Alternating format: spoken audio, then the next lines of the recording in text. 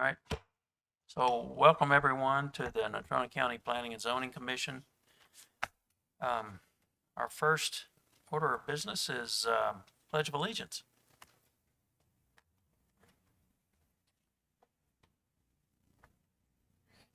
Pledge allegiance to the flag of the United States of America and to the republic for which it stands, one nation, under God, indivisible, with liberty and justice for all.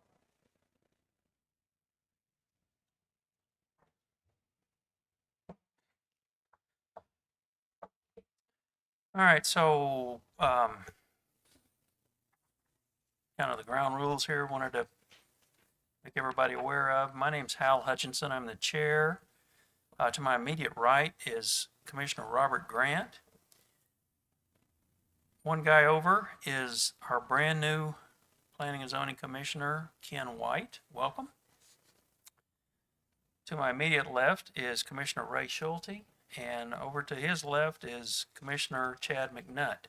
I'd like to also introduce the staff folks. So we have our new Development Director, Sabrina Kemper, here. To her right is Planning Technician Shelby Trottier. Sitting over on the bench is Sean Gustafson with ECS Engineers. He's the planning contract firm or individual. So, hello, Sean. And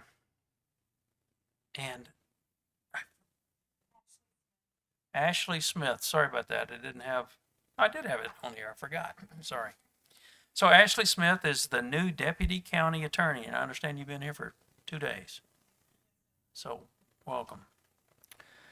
All right, so everyone should be aware that this commission is an advisory board for the Natrona County Commissioners. Our decisions are subject to approval, conditional approval, denial, or modification by the Board of County Commissioners. For each application on the agenda, we will hold an official public hearing. These hearings are recorded and there will be written minutes of the meeting. After the commission holds a public hearing, unless an application is tabled or withdrawn, the Board of County Commissioners will hold another public hearing for the application. Tonight, everyone will have an opportunity to address the commission. First, we'll have the folks in favor of the application come to the podium and address the commissioners. Then those opposed. When the chair recognizes you, please come to the podium and clearly state your name and address before giving your comments. You should be aware that this is not a forum for public outcry or speaking from the audience. You must be recognized by the chair before addressing the commission. If a person's conduct is out of order, the chair may give the person a warning. If the person continues to conduct, or if the conduct's extremely out of order, the person may be directed to leave immediately. For tonight's agenda, we ask that you limit your comments to 5 minutes and try not to repeat things you or others may have already said in this meeting or the last. We have 7 items on the agenda tonight, so we kind of have a full slate.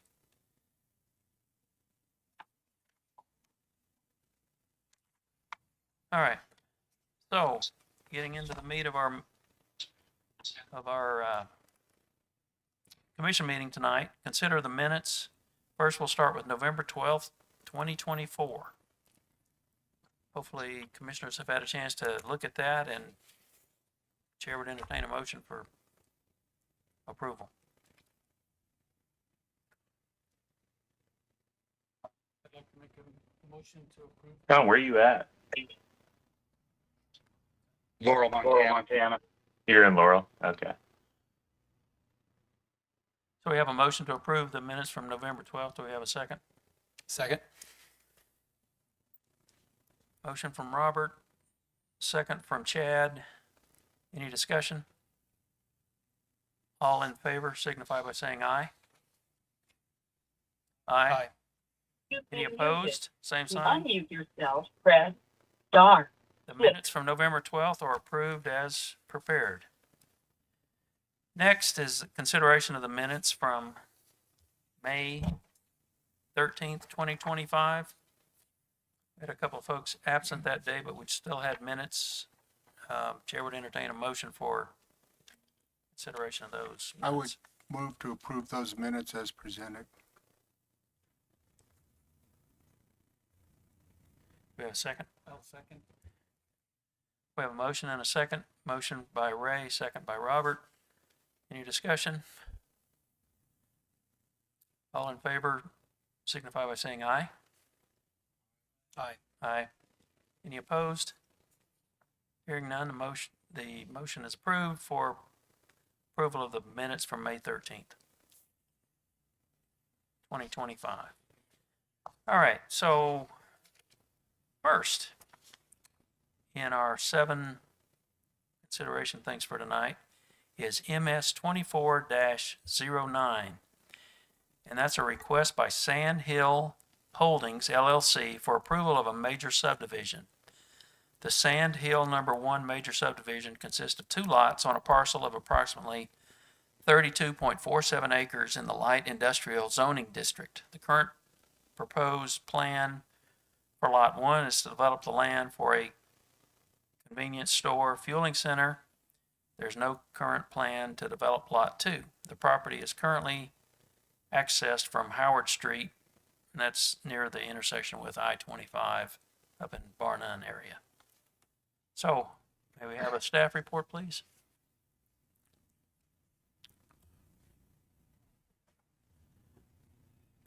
Good evening, Sean Gustafson with ECS Engineers. Still interim planner here. As Hal stated, case number MS 24-09, Sand Hills Holdings, Scott, boy, I'll murder that name, Keogh member, Keogh. WLC Paul Svensson is the agent for this. Request by Sand Hills LLC for approval of 32, to create a 2-lot major subdivision on a parcel of land approximately 32.4 acres in the light industrial zoning district. The application was scheduled for the Planning Commission meeting of May 13, 2025, but was continued from that meeting to the meeting of 6/10 due to lack of quorum. It is a major subdivision because it has been subdivided before, so. Sean, could I interrupt you? Are we gonna be able to read along on the, Oh, yes. I apologize. Let's see.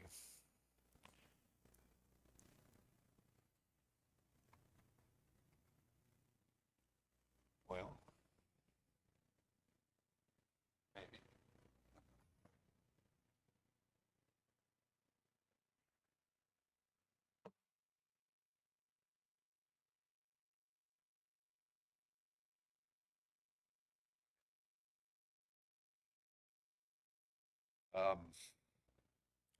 Legal description of the subdivision is Lot 2 Can-Do Simple Subdivision and a portion of the east half of the southeast quarter, Section 20, Township 34 North, Range 79 West.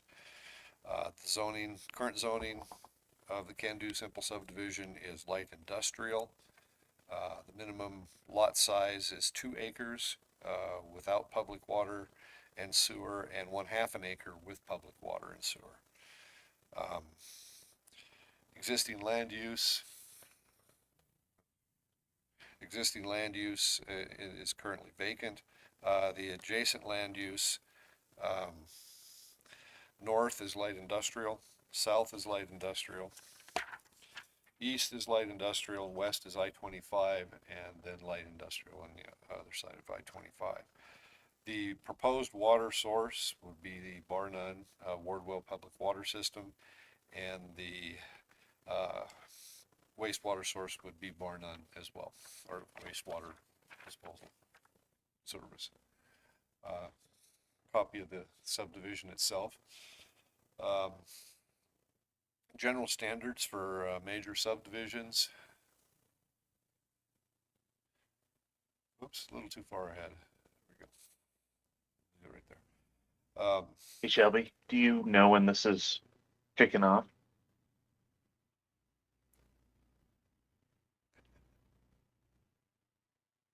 I'll continue there. The major subdivision definition is a subdivision of land into 2 or more parcels of 140 acres or less and not classified as a simple subdivision. And before, as I stated, because previous subdivide, it's not classified as a simple. Under criteria for approval out of the zoning code. You're on mute, Sean, if you're trying to talk. The subdivision, criteria 1, is a subdivision consistent with the Natrona County Development Plan and the Natrona County Zoning Resolution. I believe the standard is met. The proposed Sandhill number 1 major subdivision lot areas are in compliance with the 2022 zoning resolution. The zoning is light industrial and has 2 acre minimum without public water and sewer and 1/2 acre minimum with public water and sewer. All lots on the proposed subdivision are over the minimum requirement. The intent and purpose of a light industrial is to provide light manufacturing and storage facilities, mainly. There are several other uses, of course. That would be the 2022 zoning regulation. Criteria number 2, the subdivision is the subdivision in conformance with the general provisions, Chapter 1, Subdivision Design Standards, Chapter 7. The standard is met. The proposed Sandhill number 1 major subdivision is in conformance with the general provisions and subdivision design standards of the 2013 Natrona County subdivision regulations.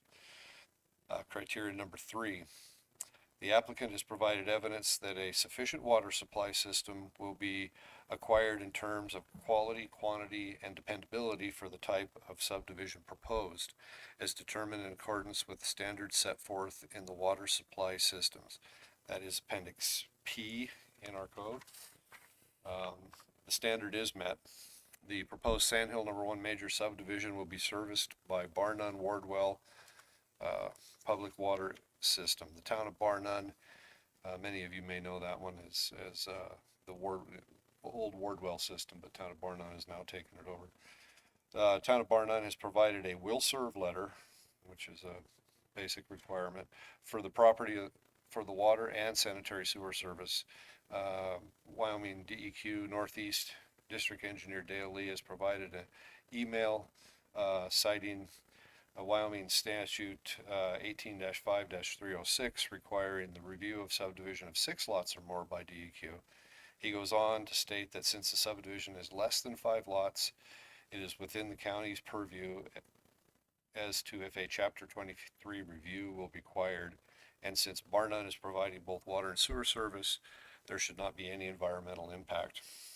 The Bar None water mains are adjacent to the site, and his likely final design will require permitting through WDEQ Chapter 3, depending on service sizes and so on.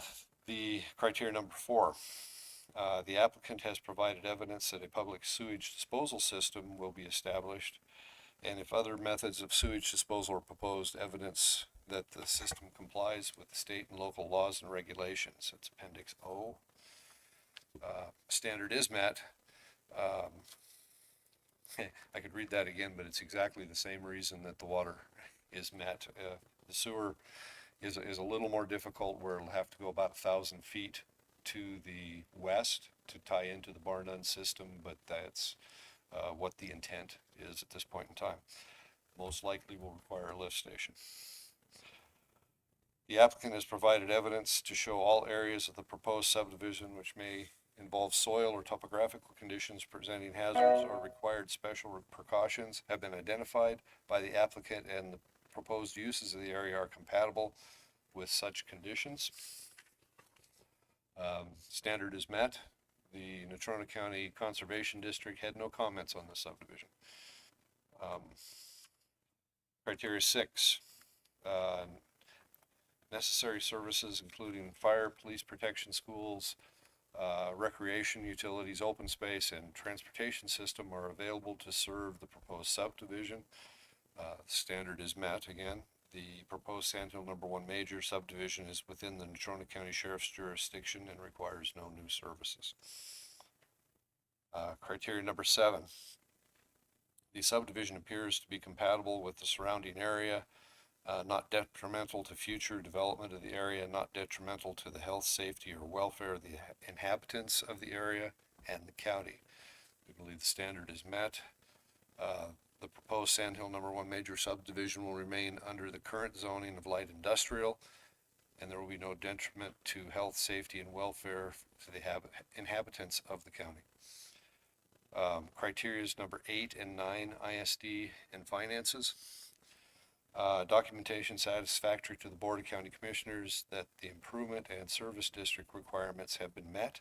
Documentation that the subdivider has adequate financial resources to develop and complete water and or sewer systems or any facility proposed or represented to be the responsibility of the subdivider, but not limited to the above mentioned. I believe standards 8 and 9 are met. The major subdivision plat is proposed by Sandhills Holdings LLC and does not require the building of any infrastructure for the plat. I want to emphasize that at this point, the Loves is proposed, but it has not been designed and submitted as of yet. So we are just talking about a major subdivision. Potential buyer of Lot 2 will be designing and submitting the site plans. I'm repeating myself now. Improvement plans in accordance with Chapter 7 of the Natrona County subdivision regulations. Planning considerations. Staff have received the following comments. The Road and Bridge Department does not see any impact to the county roadways. YDOT will have control in this area. Natrona County Soil Conservation District reports indicate favorable soils for the construction. The Natrona County Health Department is concerned with potential large volume sewer generation and recommended a WDEQ Chapter 23 report. This was fairly preliminary in the process. The Health Department also recommends that a study be undertaken to determine if Wardwell Water and Sewer District can handle the additional flows. The Health Department further cautions that if Wardwell cannot handle the additional flows, then an UIC permit would need to be sought with WDEQ. And I'll emphasize again the will serve letter from Town of Barnum. Natrona County Fire Department has no concerns or issues. Natrona County GIS had 3 comments that have been addressed on the plat. The Natrona County Assessor and Mapping had 1 comment that has been addressed on the plat. And the Natrona County Surveyor reviewed, commented, and all comments have been addressed on the plat. Additional comments and considerations. YDOT's District 2 traffic engineer was contacted, of course, and commented that YDOT will require access modifications and at Can Do Drive, the existing approach on North Poplar near the south property line, and suggests that a traffic study may be required. A traffic study has been completed and included in the package, and the study recommends improvements to the development of the site and will need to be submitted to YDOT for final approval. Development Department notes that the current proposed use by the potential buyer of Lot 2 is a truck stop. This is allowed by right in use in light industrial zoning. Natrona County will require a site plan with a building permit application to show zoning and development requirements are met. The development must meet all applicable conditions of the Natrona County 2022 zoning resolution and the intent to utilize the Town of Barnum water and sewer service as a service provider. The Town of Barnum has provided a will serve letter. Service through the Town of Barnum will require certain conditions of the Town of Barnum Municipal Code be met. Wyoming Department of Environmental Quality rules and regulations, the Water Quality Division will apply as well as YDOT permitting needs in the area. Public comment is the date of this report. Staff have not received any comments either for or against. And staff did send notices to surrounding neighbors. Staff recommendation. Staff finds the application to be complete in compliance with the zoning and subdivision codes and recommends a do pass recommendation to the Board of County Commissioners. Staff proposes that the Planning and Zoning Commission enter a motion and vote to recommend approval or denial of the requested Sandhill Number 1 major subdivision. Should the Planning Commission and Zoning Commission vote to approve the requested major subdivision, staff have no additional conditions for this project. Staff also recommends that the motion incorporate by reference all findings of fact set forth. And then we do have a couple of sample motions on there. And that completes this report, so answer any questions. Thank you, Sean.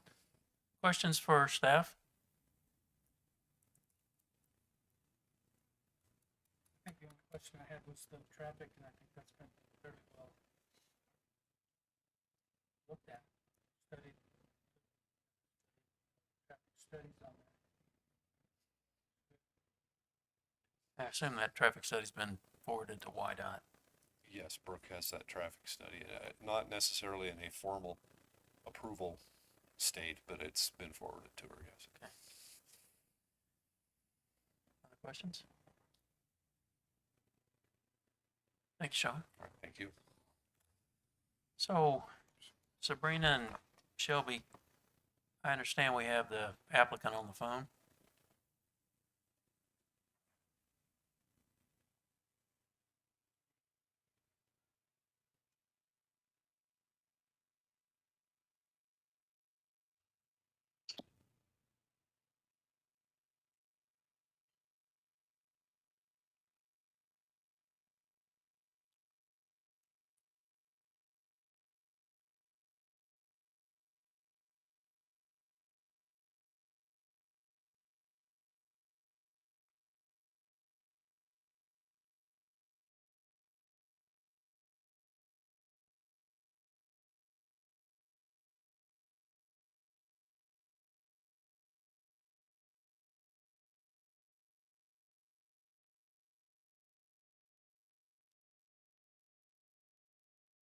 Shelby, can you hear me?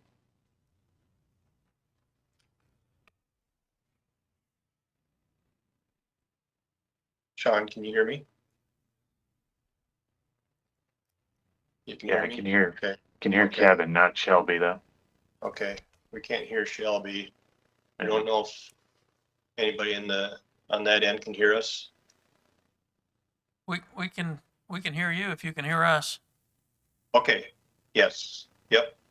So So I don't know if this is Kevin with Effective Images, along with Sean Baker, with Loves, Charlie Severs, JSA. We're all online, so I don't know if you had questions specific to us. I understand you guys were here in May and addressed the folks that were here. And sorry for the confusion we had at the May deal, but I had a situation where I couldn't show up at the last minute. And so why don't let's take the opportunity, we haven't had a full-scale meeting in a while. Why don't let's take the opportunity for you, Kevin, or Sean, or Charlie, did I get those names right? That's correct. Yeah, so why don't you guys tell us about your application, and is there anything that Sean, hopefully you heard what Sean had to say for a staff report. We Yeah, did. we heard him just fine. He did a great job. Okay, so at this time, we'd like to hear from the applicant about anything that we need to know about from you guys. Basically why we should approve your application for the major subdivision. Well, again, Sean Baker with Loves. Sorry for the relay on the speaker, but we're super excited about being there at the Barnon Casper area. We think we'll bring a lot to your community and definitely a lot to that exit in the Barnon area. You know, the repartitioning is pretty straightforward and simple. I believe everything's been done that needed done and was required by the county, city, and DOT at this point. So we're moving right along with our civil plans unless, we need to otherwise know.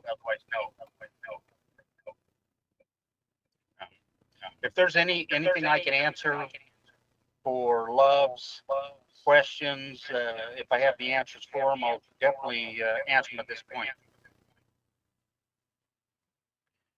Okay, any questions, commissioners, for Love's representative, Sean?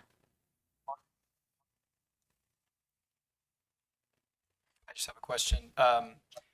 Sean, if I heard you right, you said that that the Loves folks haven't actually put in an application yet for that Loves facility or anything. What we're deciding here today is really about the major subdivision. Is that correct? That is correct, yes. Okay, so it's really just about the subdivision and not necessarily about. The full site plans will come. Okay, gotcha. Thank you. Any other questions for the Love's representative? Okay, thank you very much. All right. You guys have anything before we move into public hearing? All right, so we're going to move into the public hearing. Script for that.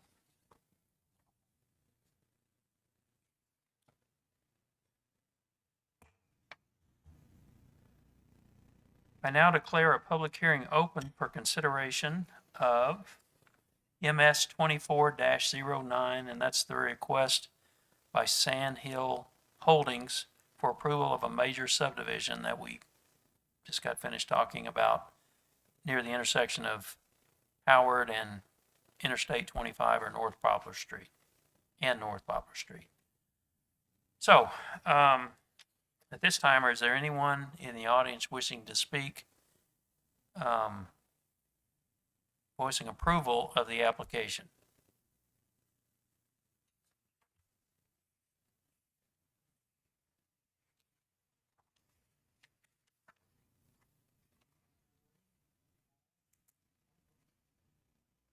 Good evening. My name's Paul Svensson with WLC.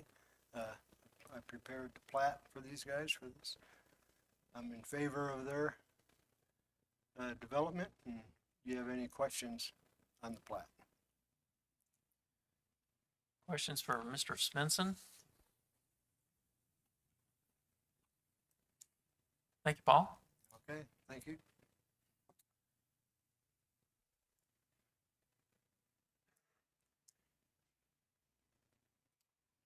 Hello? Hello, Nat Steinhoff, 454 Milton Avenue, and I'm here on one of the neighboring property owners' behest, Dennis Rivet, DS&S Storage, which is immediately to the east of this property.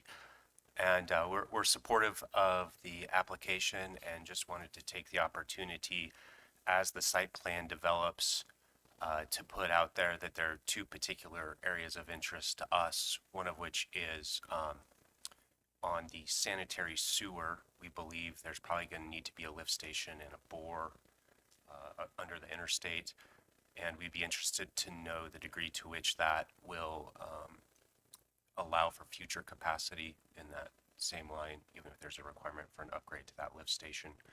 And then secondarily, we recognize there's a retention pond for a 100-year flood event on site, but Dennis's site is downstream, generally speaking, of runoff in that area. So as things progress, we would just want to throw our hats into the ring as being interested parties in being a part of those discussions. Thank you for your time.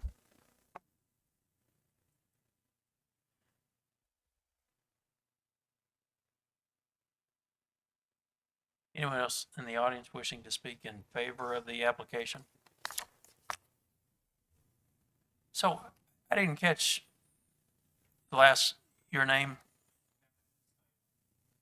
Nat? Have you had any discussions with the Loves folks? Sorry. Have you had any discussions with the Love folks other than what you're telling us here tonight? We met them at the last meeting that was cut short and gave them contact info and let them know they'd be welcome to reach out to Dennis directly or myself if there was a way we could help facilitate. Okay. And All right. the staff have been fabulous as well around recognizing our concern on the topic. It's okay. Good deal. Any other Thanks. questions? I don't think so, unless you guys. Anyone else in the audience wishing to speak in favor of the application? Seeing none. Anyone in the audience wishing to speak in opposition to the application? Would you please come forward? Anyone wishing to speak in opposition? Seeing none. Call a close to the public hearing for MS 24-09. And I guess it's time for discussion amongst us commissioners here. Anyone have anything to add, questions or comments? The only question that I had was on the traffic, and I think they put that very well.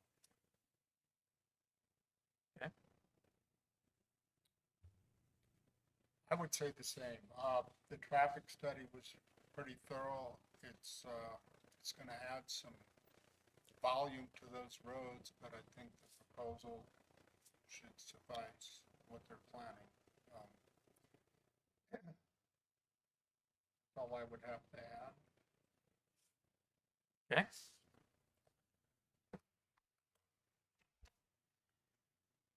So the applicants, anything else you'd like to add before we move toward a formal position on the application?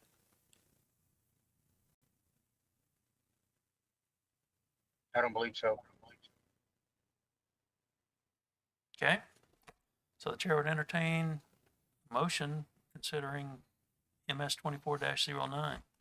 Mr. Chair, I would move that considering all relevant factors, including but not limited to those set forth in the 2013 subdivision regulation of Natrona County, I find that the major subdivision meets the general standards required. On that basis, I move to approve MS 24-9 with a due pass recommendation to the Board of County Commissioners with all staff findings of fact incorporated by reference.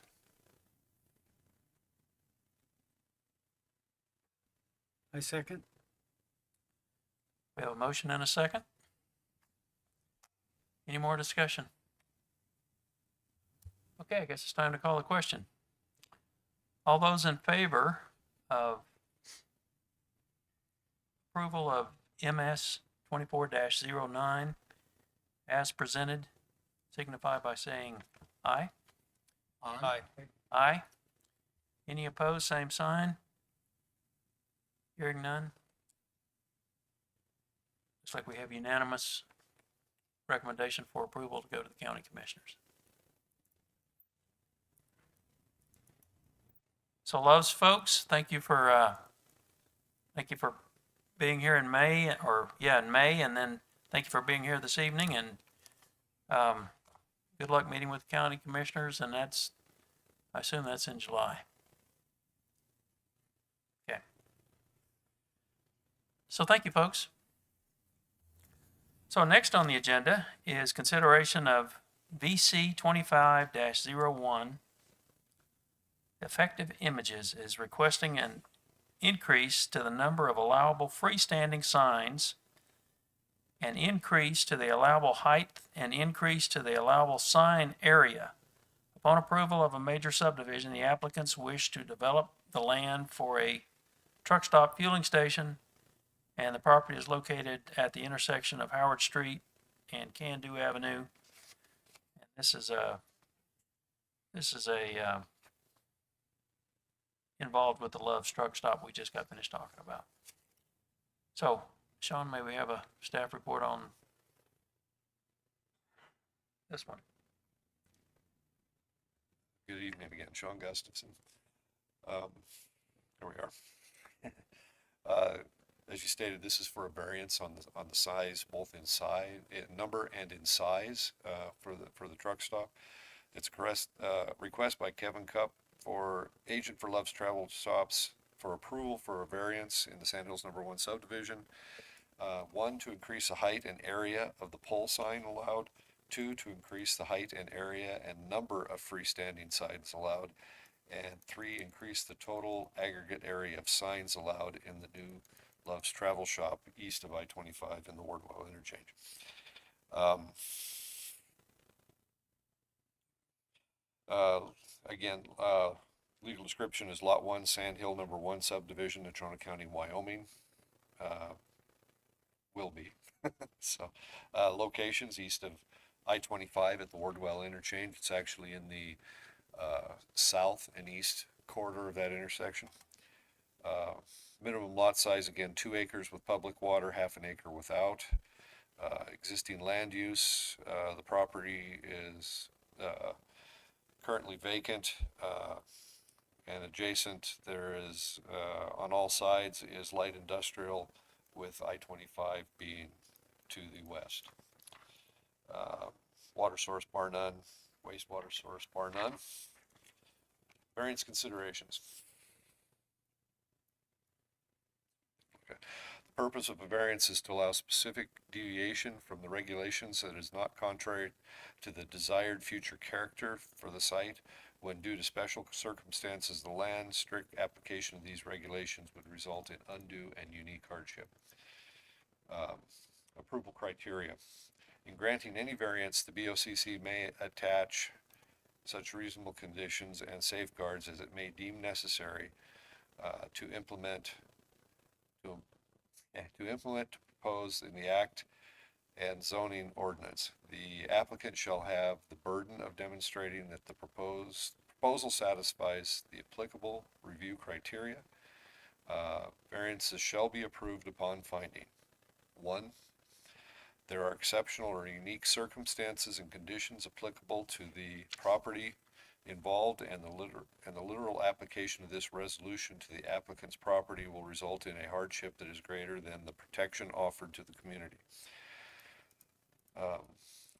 The applicant states that increasing the height and size of the above thresholds in the 2022 Natrona County zoning resolutions number 46-22 will increase safety and enhance visibility for the traveling public, providing directional guidance with adequate reaction time to the variance sought is the minimum variance necessary to provide balance between the proposed purpose of the regulation and sought to be varied and impact on the applicant. The applicant presents recommendations by the United States Sign Council, USSC, of 850 square foot minimum for multi-lane traffic at 75 miles per hour. The size is recommended to give drivers the time to see the signs and react to the traffic in a standard 11-second time frame. The USCC also cautions that semi-truck traffic takes an average of 40% longer to stop. The Wardwell off-ramps are approximately a quarter mile long. The great difference in visibility of a sign at an underpass type intersection and rolling terrain is enhanced with the increased sign height. Increasing safety, the off-ramps at the Wardwell interchange are also approximately a quarter mile long. Again, the increase in height and area are consistent with other Love's travel centers and interstate located truck stops in general. The variance will not result in a gain in use or service or income for the applicant greater than the available to other landowners in the vicinity. The applicant states that the variance is expected to allow more visitors to see the Loves, potentially increase visitors, and also enhance local economic growth and potentially boost local commerce. Number 5, granting the variance will not impair the use of adjacent property or alter the character of the neighborhood. The variance will not impair the use of any adjacent property, and the area is along Interstate 25, so the sign variance will not change the character of the neighborhood. Granting the variance is consistent with the general intent and purpose of the county development plan and this resolution. Yes, granting this variance is consistent with the county development plan and the zoning resolution, we feel. Number 7, the site is not subject to a series of variances that circumvent the purpose of this section, and there are no other variances on this property. Staff findings. In the case of BC 25-01, a request for zoning variance has provided the following justification. Application May 2nd, 2025, Love's variance document, letter of intended date April 21st, 25 from Kevin Krupp. Yep, I'm murdering that name. I apologize. Effective Images, Inc. The sign package with dimensions and areas and illustrations, and USSC sign legibility rules of thumb. Here are some pictures brought in with enhancements to show where the signs would be from different directions out in the area, visible from the interstate. Little difficult to pick out the signs. You can kind of see it now.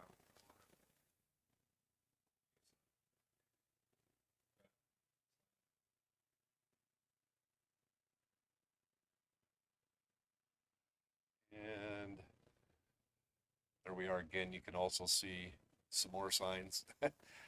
Again, not totally sticking out, at least in my opinion, from the rest of the area. There's a little closer view of what it may look like. That sign that you see in the upper left-hand corner kind of appears to be in the highway right away, but it is not. It is over on the Love site behind that embankment there. And that's the tall 80-foot sign. Oops, went one too far. Sorry. Note these documents are in the planning package attached also. As a summary of the request request, Love's is requesting 180-foot tall pole sign, which with a sign area of 989.5 square feet, a freestanding street sign of 25 foot in height. The street signs will be on the frontage road at the two different entrances to the Loves. Directional signs on the site of 8 foot in height and 76.34 square feet total area. Building signs of 365.5 square feet in total area. Signs on the fuel canopies of 187.12 square feet. Cat scale signs totaling 114.98. There will be a scale. There is a scale planned on the site, and those would be directional signs guiding you to that. Total area of all signs is 1,881.83 square feet. Natrona County sign regulations allow one pole sign of a maximum of 40 foot in height and 100 square foot in area. A second freestanding sign of 50 square foot maximum area. Allows building signs, canopy signs, and a total allowed area for the frontage. The regulation gives you so much area per length of frontage, and that would calculate out to 620 square feet. The variance requested summarized. Increase the 40-foot pole sign to an 80 feet in height. Increase the maximum area of the pole sign from 100 square feet to 989.5 square feet. Increase the area of the freestanding sign from 50 square feet to 144.33 square feet. Add a third freestanding sign, or a second freestanding sign, but a third sign. Increase the total sign square footage from 620 feet to 1,000. Wow, not 18,000. Sorry about that. That's a typo. It's 1,881.8 square feet. Planning considerations. Following comments from staff have been received. Road and Bridge has no comment. Again, in YDOT's purview. Natrona County Fire had no problems with the variance. YDOT Brook Allen District 2 traffic engineer stated that YDOT does not have any rules related to on-premise signing. Leaves that up to the local jurisdictions. The town of Bar None did not respond. Reviewing the number type and total square footage for this variance proposal, taking into consideration the location, distance between freestanding signs, the type of business, and necessary guidance to the motorist, and the amount of square footage associated with each type of sign, the variance request is within reason. The justification of the increase in height and size of the pole sign is justifiable from an interstate highway visibility and speed reaction time standpoint. The pole sign area increase is 889 square feet and constitutes a large part of the total area increase. The length of the frontage to Poplar Street and the separate truck and vehicular accesses is reasonable, and again increases safety for the motorist due to advanced recognition in this 45-mile-an-hour area. The frontage road is a 45-mile-an-hour speed limit. The building signs are in and of themselves compliant with the regulation, as well as the canopy signs. The internal guidance signs are again necessary for motorist safety. This is a large facility covering approximately 15 acres, and so sign density is not overwhelming. Public comment as of the date of the report, again, staff did not receive any written public comments, and staff did send notices to surrounding neighbors. Recommendation: interstate speed, safety, recognition, and reaction time defines potential hazards and allows justification for the larger sign area. The taller pole sign and additional freestanding sign, the internal guidance and building signs are necessary to follow standard guidelines. Staff finds that the application for the variance complete and that the request is in compliance with items 1 through 7 of the approval criteria as shown. Staff recommends Planning Commission forward a do approve recommendation to the Board of County Commissioners. Should the Planning and Zoning Commission vote to approve the requested variance, staff has no additional conditions for this project. Staff also recommends that the motion incorporate by reference all findings of fact set forth, and then again a couple of motions. So with that, I'd love to answer any questions. Questions for Mr. Gustafson?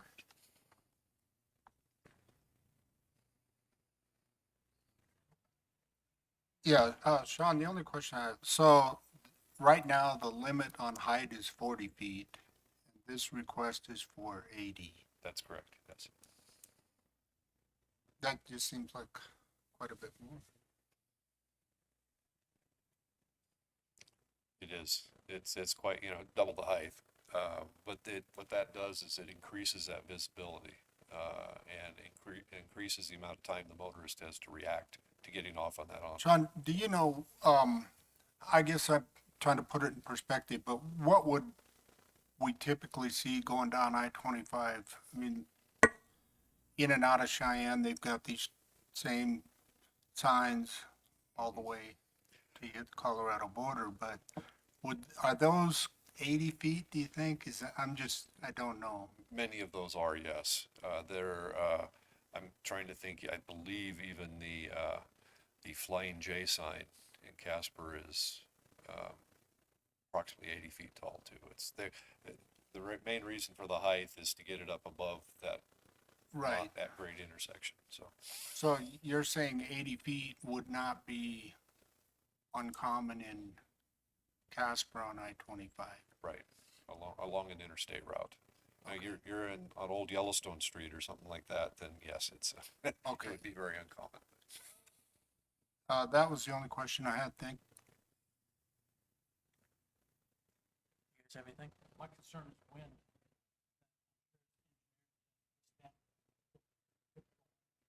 Yes, there is a standard. I'm forgetting the acronym that goes along with the standard, but there is a standard, yes. Sean, I got a question to kind of tag along with what Ray asked. And it has to do with, we're setting a precedent here in the county. I'm not aware of, I don't know, maybe Ghost Town Truck Stop or something has a big tall sign, I don't know. Most towns, it's not that tall. Are we gonna, is everybody in the county gonna wanna retrofit a 80-foot sign to keep up with Love's, or how does that work? Good question. I, I could see that along I-25. I could see people wanting taller signs along I-25. Just for higher visibility, more reaction time, especially as there's, modifications to much of I-25 going on that will lengthen those ramps and so on, so that the speed limit there is 60, so it is a different, right through Casper, the Casper Marginal. So it is a little different. Most of this, trying to think, I could see on the outskirts, yes, asking for variances on the sign regulation. So I guess that would be for the county commissioners, that would be be aware type things. Yes. And I was trying to think of what's the truck stop at 6 and I-25. Oh, Dory Loops? Yeah. Yeah, so maybe they've got a taller one. Seemed like they would. But anyway, so the point is just other businesses trying to keep up with the Joneses, and although we have a 40-foot height limit and a 100 square foot surface area, we're going way beyond what is in our rules. So And I can't speak to how the rules came by, other than we do try to minimize, the sea of signs along the highways. But I do put a little bit of faith in the sign standard, the national sign standard. So Just one quick question for me. I do understand the safety aspect of it for sure. But what's the alternative? Would the alternative be you put a sign earlier, up the road, that would conform to the zoning regulations, and it would have like a marker that would say exit Wardwell Road for the Loves or something like that? yes, that would be an alternate, I suppose, to put a sign in each direction that would give you advanced warning. Now, YDOT does, I'm not sure if they still do that program, but you see the small blue signs that have the logos on them. They do that to help with advanced warning. Okay. But yeah, it would be some sort of a private deal to put a sign, almost like the old school billboards. So. Okay. Thank you. any other questions for Sean?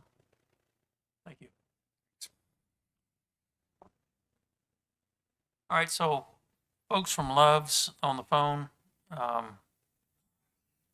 guess I was too quick to dismiss you and forgot this was tagged on. So, do you guys have anything you'd like to add that Sean hasn't brought to our attention?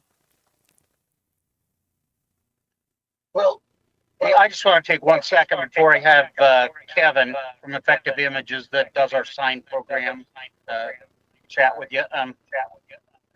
A big deal is coming from the south to the north with that hill, the shop right there. That if we don't have most of the footage we were asking for, you can't see us until you get to the top of the hill. If I'm at 40 foot, you won't even be able to see our sign until you almost come over the hill and you're coming down the hill to the exit, which, especially in the wintertime, makes it pretty unsafe with big trucks. And again, they take on an average of 7 seconds longer to be able to react to a sign. And we're just trying to, number two, it's for business, of course, but number one, it's for safety. Coming from the north to the south, they'll see us. Coming from south to the north, they're not going to see us very well if we're not close to 80 foot there. It's and in that package that Kevin built for you, it shows us at 80 feet with that superimposed in, and you can barely see us at 9/10 of a mile away. If I remember right, Kevin. That's correct. Yeah, and again, Sean did a great job in presenting our stance on the signage in a whole. So thanks for doing that. Basically, I go out there ahead of time at Love's request and do a sign survey, and we are able to superimpose these signs to determine not to over exaggerate the height or the sign structure itself. We're just trying to get the bare minimum for safety purposes, to be able to maneuver, to allow drivers to maneuver and exit properly. That's really the biggest request is probably dealing with the high rise, and then the second is dealing with the total aggregate for the site. I know that the current sign code is pretty restrictive, but there's this particular site. It's very consistent with Love's travel stops across the country. They've got especially ones that are adjacent to an interstate where there's higher speeds. If they were driving slower through town or something, obviously then you have more reaction time. So Love's number one purpose is safety first, and then everything else will fall in line. But yeah, so that's kind of where we're coming from. Obviously, going from, I think we talked about it. He touched on it before too. Is the freestanding signs, the number of them. One is a cat scale sign, which really is dual purpose. It's an ID sign of where the cat scale is located, but it's also a directional sign that tells them where to enter and exit. So pretty straightforward there. There's only going to be one street sign on the property that's got a pricer on it as well. It's only 25 feet overall height. That's going to be along the main road as you exit. So it just helps with the pricing as well. So yeah, it's if you've got any questions for us, I guess that's why we're here. So Questions for the applicant? Don't see any here, so thanks for the explanation. Commissioners, you guys have any other discussion, questions, or comments you want to make before we move into public hearing? All right. So I now declare a public hearing open for consideration of VC 25-01. That is the sign having to do with the proposed Love's truck stop at the intersection of Howard Street and I-25 in the Bar None area. So anyone in the audience wishing to speak in favor of the application, would you please come forward?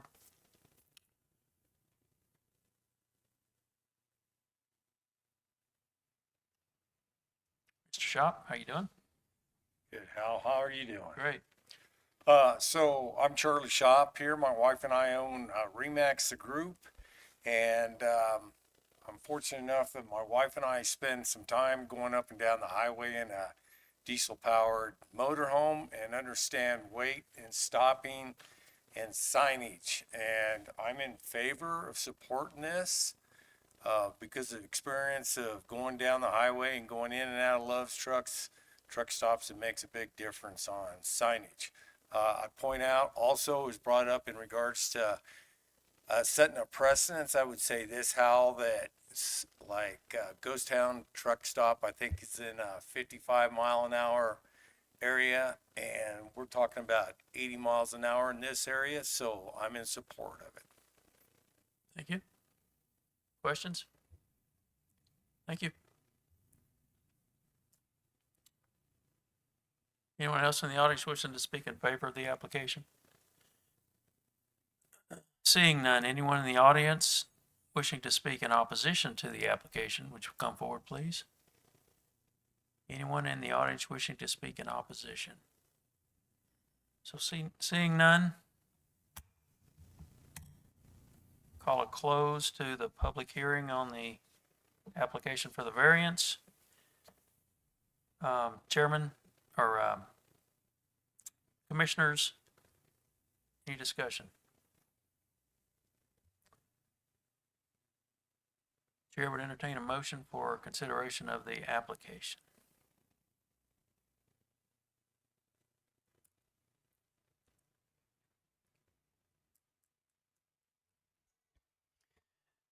Mr. Chair, I move that considering all relevant factors, I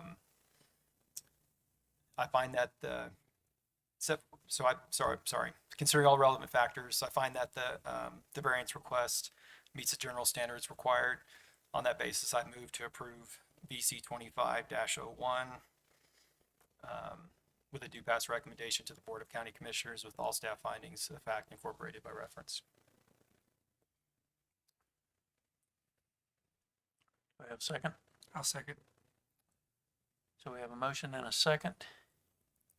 Any more discussion? Seeing none, we'll call the question. All those in favor of BC 25-01, that's for the height and allowable freestanding sign area at the intersection of Howard and I-25 North Poplar, having to do with the proposed Love's truck stop. So all in favor of the motion to approve signify by saying aye. Aye. Aye. Any opposed? Same sign. So we have a unanimous recommendation to go to county commissioners to approve. Gentlemen, thanks again. Those Thank of you you. with the Love's application. All right, so next on the agenda is MS 24-08. And that's a request by John Cornquin for approval of a major subdivision. The Timber Springs major subdivision consists of 31 lots on a parcel of approximately 170.18 acres in the Mountain Residential MR2 zoning district. The properties are currently accessed from Archery Range Road and K2 Road. So, Sean, may we have a staff report, please?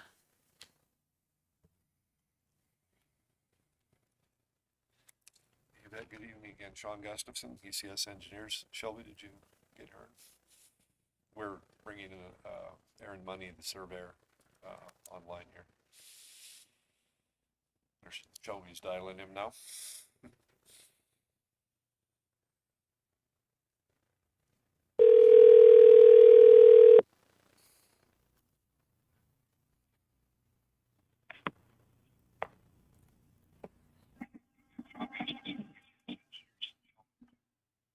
I'm here.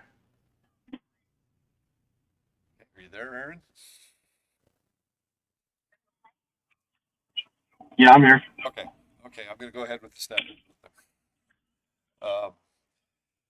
Applicants are Rock Bottom LLC, John Cornquin and Darren Homer, case number MS 24-8. The agent is LSP Aaron Money, Land Surveyors Professionals.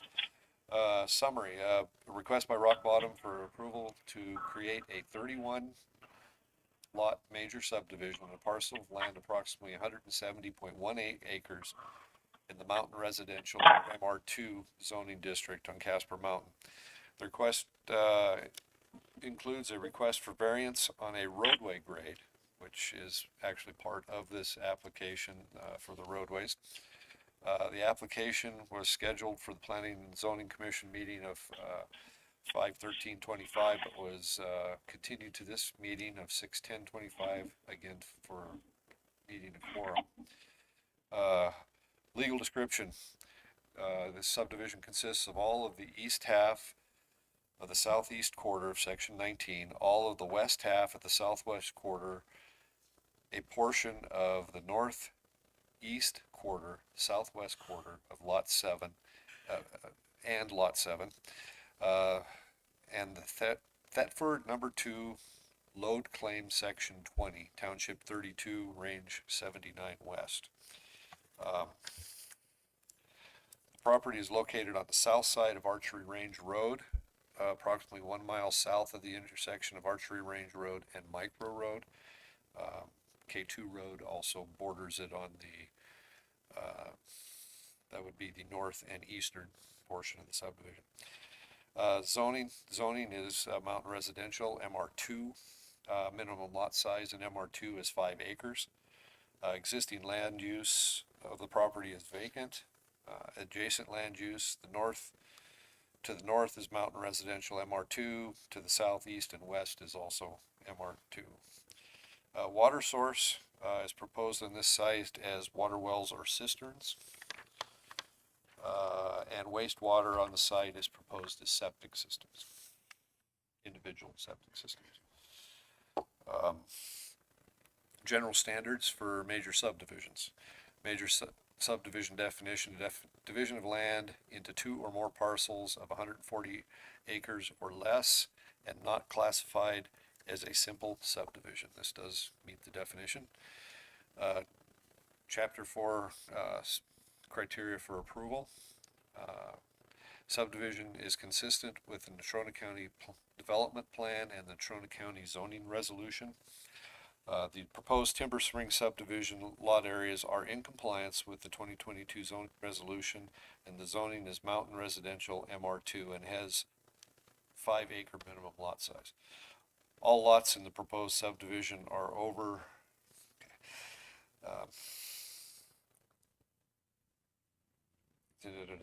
over 5 acre. Let's see here. Where did I lost my place there? I apologize. Are over the minimum requirement. Excuse me. The intent and purpose of the mountain residential MR2 is to establish and protect areas of low density residential and accessory agricultural uses in accordance with the Casper Mountain Land Use Plan. Land in this zoning district is applicable to Section 3.06 development in steep slopes and natural hazard areas and should be referenced for areas with slopes greater than 25%. Section 3.06, the purpose of this section is to protect slopes from haphazard and unsafe development that could destroy vegetation and wildlife habitat, as well as impact surrounding property owners. That's from the 2022 zoning resolution, section 2.05.08. Criteria. 2. The subdivision is in conformance with the general provisions, Chapter 1, and subdivision design standards of Chapter 7. The standard is met with the road variance allowed. The proposed Timber Spring subdivision is in conformance with the general provisions and subdivision design standards of the 2013 Natrona County Subdivision Regulations. Chapter 7 of the 2013 Natrona County Subdivision Regulation outlines the design standards for subdivisions in Natrona County. Section 6 of this chapter is specifically for mountain road development. The section limits roadway grades to 8% or less for local and collector roads. The roads within this subdivision may be considered local roadways. This section also states that a variance may be sought through the BOCC. The applicant has requested a variance for the road grade in this subdivision, which is a letter included in your packet. The variance request generally describes grades on the roadways proposed and is accompanied by a road exhibit. The exhibit shows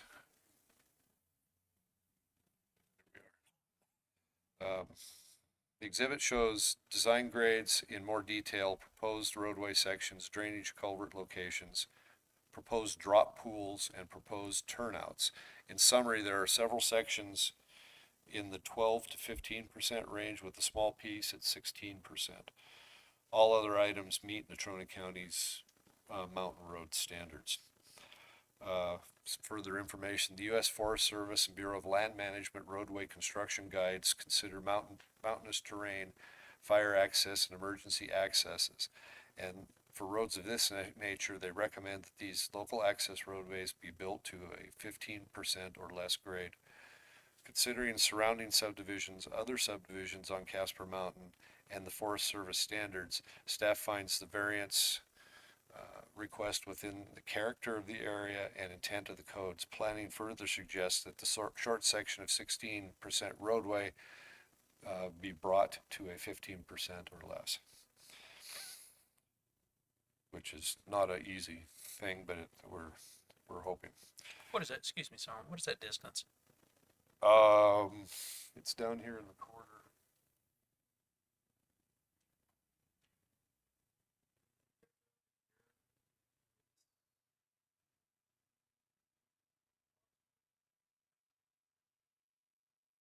I don't know, the exact detail, but it's just a short section right down there in the corner. And I think a little more grading, we might be able to get that taken to a 15. So, criteria number 3. The applicant has provided evidence that a sufficient water supply system will be acquired in terms of quality, quantity, and dependability for the type of subdivision proposed, as determined in accordance with the standards set forth to the water supply systems, Appendix P. The standard is met. The proposed Timber Springs subdivision will not have a centralized water system, which is stated in the plat. Each lot will be served by an individual on-site well. In response to the DEQ Chapter 23 study, DEQ has issued a non-adverse recommendation after their review. Criteria 4. The applicant has provided evidence that a public sewage disposal system will be established, and if other methods of sewage disposal are proposed, evidence that the system complies with state and local laws and regulations, Appendix O. The standard is met. The proposed Timber Springs subdivision will not have a centralized sewage system, which is stated on the plat also. Each lot will be served by an individual on-site sewage system. In response to the DEQ Chapter 23 study, the DEQ has again issued a non-adverse recommendation after review. Criteria 5. The applicant provided evidence to show that all areas of the proposed subdivision which may involve soil or topographical conditions presenting hazards or required special precautions have been identified by the applicant, and proposed rules of the areas are compatible with such conditions. The standard is met. The Natrona County Conservation District uses a K factor, which indicates the susceptibility of soil to sheet or rill by water. Soil with a factor of 0.05 to 0.2 has low runoff, 0.25 to 0.4 being moderate runoff, and ratings above 0.4 indicate highly erodible areas. The Conservation District has determined that overall the subdivision has K factors of 0.05 to 0.43, which indicates potential for high erosion, but it's not in the highest category. They recommend that erosion control during any future development needs to be overseen by Natrona County. The applicant has provided a drainage study that examines 5 different storm events: a 10-year 1-hour event, a 25-year 6-hour event, and 25-year 24-hour event, and a 100-year 6 and 24-hour events also. The purpose of the drainage study is to identify the runoff volume, time to concentration, and velocity to adequately size culverts, detention, and erosion control devices. In a privately owned subdivision, the event chosen to carry in the culverts and allowed to spill over the roadways is at the owner's discretion and tolerance, but must not allow higher flow rates and sediment to leave the property, speaking of the whole property, and must control erosion. Typically, 25-year events are carried through culverts, and 100-year events are allowed to overtop roads. Drainage study shows detention and erosion control measures and culvert location, but does not show size or slope or capacity of each individual culvert. Necessary services, criteria number 6. Necessary services including fire, police protection, schools, recreation, utilities, open space, and transportation system are available to serve the proposed subdivision. Standards met. The proposed Timber Springs subdivision is within the Natrona County Sheriff's jurisdiction and requires no new services. The Mountain Fire District has stated it has no issues with the subdivision if national fire requirements adopted by the state are adhered to. The subdivision appears to be compatible with criteria 7. The subdivision appears to be compatible with the surrounding area. not detrimental to the future development of the area, and not detrimental to the health, safety, or welfare of the inhabitants of the area and the county. Standard is met. The proposed Timber Springs subdivision will remain under current zoning of mountain residential MR2 with a 5-acre minimum lot size. Surrounding subdivision and parcels have defined areas or lots varying in size between 1 acre and 350 acres. Staff perceives no detriment to the health, safety, and general welfare of the inhabitants in the area of the county, with the development meeting the zoning standards for an MR2 zoning. Criteria 8 and 9, ISD and finances. Documentation satisfactory to the Board of County Commissioners that the improvement and service district requirements have been met. Documentation and subdivider has adequate financial resources to develop and complete water and or sewage systems or any facility proposed or represented to be the responsibility of the subdivider, but not limited to the above mentioned. Standards 8 and 9 are met. Hilltop National Bank has provided a surety letter for the owner of Bottom Rock LLC in the amount of $2 million to show adequate resources to develop the subdivision as proposed. Water wells and septic systems will be developed by future individual lot owners with no central systems or improvement service districts are proposed. Planning considerations. Staff have reviewed the following and have the following comments. Natrona County Road and Bridge expressed concerns about the steep grades along the roadways and susceptibility for erosion. They would like to know that the controls would be utilized to stabilize the roads and minimize erosion. Concern was raised concerning winter access to the lots due to the archery range road and part of K2 road are seasonal. So just be advised that they're not open all year round. So Natrona County Soil Conservation District report indicates favorable soils for the construction, wells, and septic systems. Natrona County Health Department commented that a DEQ Chapter 23 would be necessary, and that was provided. Casper Mountain Fire District had one comment that the development adhere to National Fire Code requirements. Number 5, Natrona County Department had one. Natrona County Fire Department had one comment that the development adhered to the same fire codes. Natrona County GIS reviewed, commented, and now all comments and corrections have been addressed. Natrona County Assessor mapping reviewed and accepted the plat. Natrona County Surveyor reviewed, commented, and now all comments have been corrected and addressed. Natrona County Planning Department notes that the applicant has provided documentation that proves legal access from Archery Road and K2 Road to the subdivision. The portion of K2 Road immediately adjacent to the northeast corner of Lot 31 on the tri-state generation parcel documentation could not be found. Currently, a temporary turnaround is platted as an easement and shown on the plat for Timber Trail. Bottom Rock LLC is making contact with Tri-State Generation to secure the easement for public access on the northeast half of K2 Road at that point. Once this easement is gained, the temporary turnaround may be abandoned. Public comment. As of this report, staff had received 3 written public comments in opposition of the application, and staff did send notices to surrounding neighbors. Staff recommendations. Staff finds the request for variance on roadway slope, which is criteria 2, within the Timber Springs major subdivision necessary and justified, in compliance with the intent of the subdivision requirements for major subdivision on Casper Mountain with private ownership but public access dedicated to the public. Further, it is in compliance with generally adopted Forest Service and BLM design standards. And I should add, a lot of the roads in the area are pretty much equal to that. Staff finds the application to be complete in compliance with the zoning and subdivision codes and recommends a do pass recommendation with the county roadway slopes allowed to be a maximum of 15% to the Board of County Commissioners with the following conditions. 1, a SWIP plan be obtained from DEQ. I believe that may have happened. As required for disturbances of this size, the permit acceptance by DEQ is to be provided to the BOCC.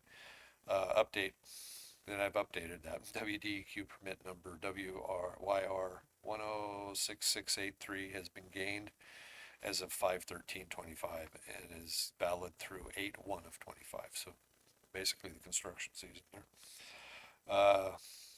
The easement for the north half of K2 Road adjacent to Lot 31 be recorded with Natrona County when obtained. The drainage study be expanded to include culvert size, slope, and slope design, which storm frequency that was used in design for culverts detention and outfall. Staff proposes that the Planning and Zoning Commission enter a motion and a vote to recommend approval or denial for the requested variance of Timber Springs major subdivision. Should the Planning and Zoning Commission vote to approve the requested major subdivision, staff suggests that the three conditions just mentioned be included in the motion, and staff also recommends that the motion incorporate by reference all findings of fact set forth. Then a couple of examples. So, any questions? I suspect we got a few here, Sean, so. Okay. I'll start. Chad, you got anything? Yeah, Sean, I have questions about criteria 7. Really, it's about water supply and just the presumably if putting in 31 lots, if 31 people drill wells, what sort of impacts is that going to have on, the existing wells? And how does that speak to, again, criteria 3, which is supply, and then 7, I think, which is the, impact to surrounding, folks in the area.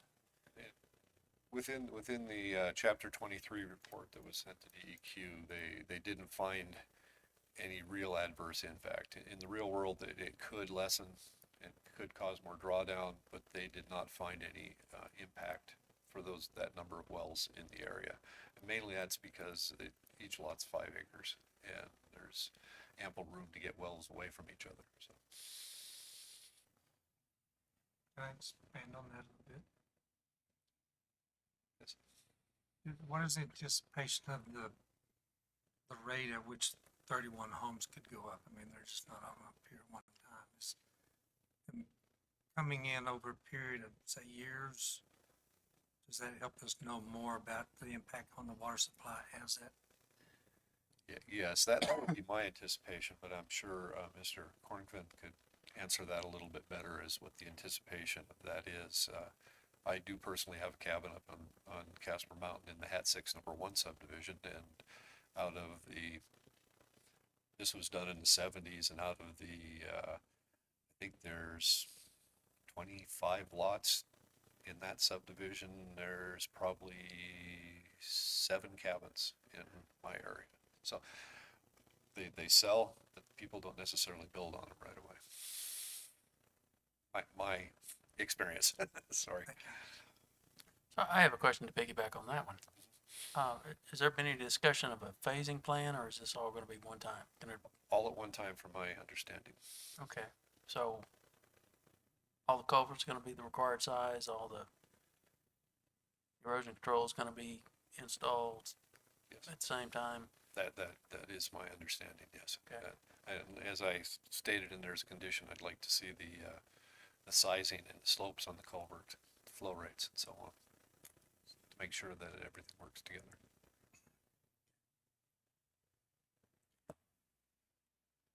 Sean, I have just a question on the planning and considerations. You talk about Natrona County Road and Bridge expressed concerns about the steep grades.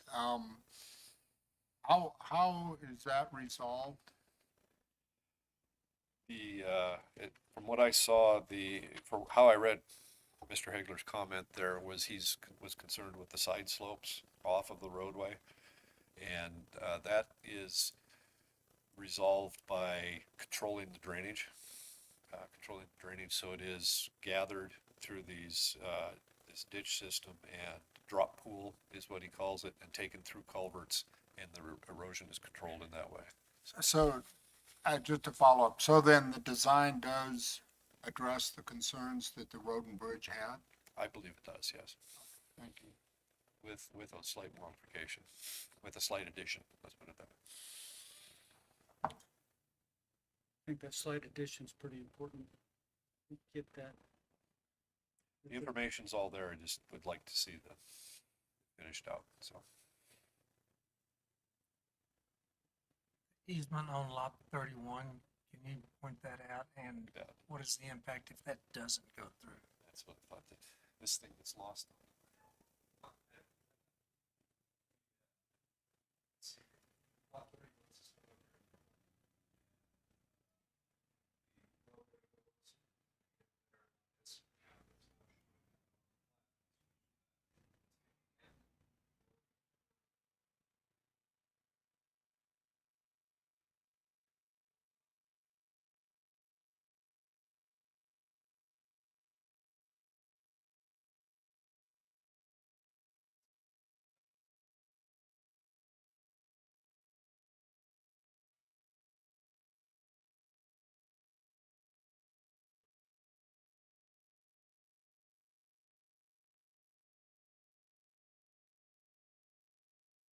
Sometimes easements are not recorded, and that doesn't make them any less valid, it just makes it so you can't find it, so Mr. Cornford's been gonna talk tri-state generation and get that easement, it's beneficial to both, so, and if it doesn't happen, we're covered with the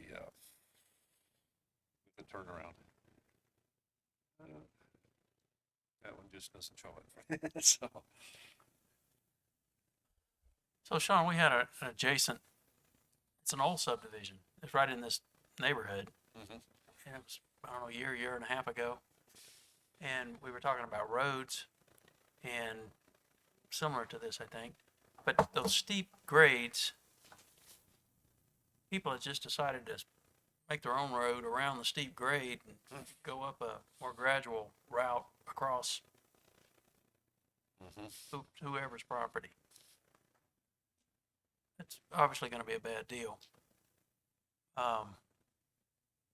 So there's an HOA, I Yeah. heard, right? Yeah, I guess that So would be maybe an they'll HOA patrol concern. that, but Yeah.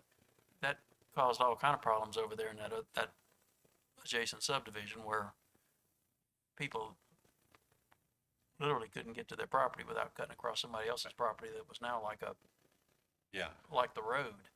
And the road was all grown up and, trees in the middle of it. and I won't say there is not opportunity for that in this, but the road locations are, at least in the steeper areas, are at about the best spots they can be. All right. Anything else for staff? Did you mention this was going to be an HOA? That's what I understood. Yeah, I'll let Mr. Corn speak to that, but that's the norm, I guess. All right. Sean, thank you. Yep. So at this time, the applicant is offered an opinion to come up, or offered the opportunity to come up and tell us about stuff that maybe he hasn't heard already or whatever. So Mr. Cornquin, Mr. Nakbar. Thank Welcome. you. Thank you. Mr. Chairman, my name is Keith Nakbar, attorney at law, 703 North Lincoln Street in Casper. And I'm here representing John Cornquin and Darren Homer and Bottom Rock LLC, the developer of the Timber Springs major subdivision. This is a major subdivision, as you've heard, accessed by Archery Range Road and K2 Road, 170 approximate acres divided into 31 lots, all of which will be a minimum lot size of 5 acres. As your staff reported, the subdivision plan meets all of the standards, all the criteria that you've listed in the staff report. As far as the zoning, it's in MR2. This lot size comports with that. It meets the subdivision design standards, except for that slight variation with regard to the roads, and we are requesting a variance with that. The applicant does not have a problem with addressing that 16% grade and getting that down to 15%. Getting them down much less than that would be very difficult, very expensive, and it would involve more disturbance of the environment, of the trees and so on, to slope things more gradually. So we think we can address that one area, get that down to 15% if needed, but the rest of them, we would request a variance for those short stretches of roadway that need it. The water supply's been addressed. That'll be with wells, septic system for sewage disposal. I believe, and Jason Knopp, the engineer, I think is here tonight to address any questions. It's my understanding that the stormwater management plan issues have been addressed. I could be wrong on that, but I believe that was taken care of. Public safety, fire, and law enforcement both have indicated they are okay with the subdivision. Fire qualified that by saying as long as state requirements are met. The MR2 and the density assures that it is compatible with the surrounding area. It's not a high-density development. Each property will have a minimum of 5 acres, so we have a fairly good spread of development. There are the two means of access. My understanding of the issue with regard to the access to K2 Road, and John can perhaps address this in more detail, is that the lot line goes to the center of the roadway, but the issue is that the easement is not of public record. And so we're trying to get a fix on exactly where that's located. But we believe that we have access to the center of the easement that is there for K2 Road. The concerns that have been raised, I guess I would put them into 3 broad categories. One is that some complained that it was not compatible with the mountain environment up there. Really, if you look at the mountain use land plan and the MR2 zoning, the mountain use land plan has a goal of high quality residential development. This certainly meets that because these properties, at being 5 acres each, are going to be on the higher end of cost, and so you're going to end up with people that have the money to develop these properties. It's also spread out, as I said earlier. With regard to the water supply, there was a complete Chapter 23 study done. The language that was contained in that study is that they anticipate no impact on water supply, so that addresses that issue. And fire protection was another issue that was raised. Casper Mountain Fire Department said they have no concerns with the proposed subdivision so long as state law requirements are met with regard to fire access. I suppose I'm not quite clear on what that was referring to, but this certainly will meet that criteria. The subdivision will help to satisfy the demand for these kinds of low-density residential development on the mountain, and it's consistent with the zoning ordinance. We would ask for approval of the subdivision. And Mr. Hutchison, Mr. Chairman, I would request the opportunity for rebuttal if anyone raises issues that I have not addressed. And with that, I'll be happy to answer any questions. If I can't answer them, then perhaps John or Mr. Knopp could answer those questions. Mr. Nakbar? Thank you. Thank you. Good morning, John.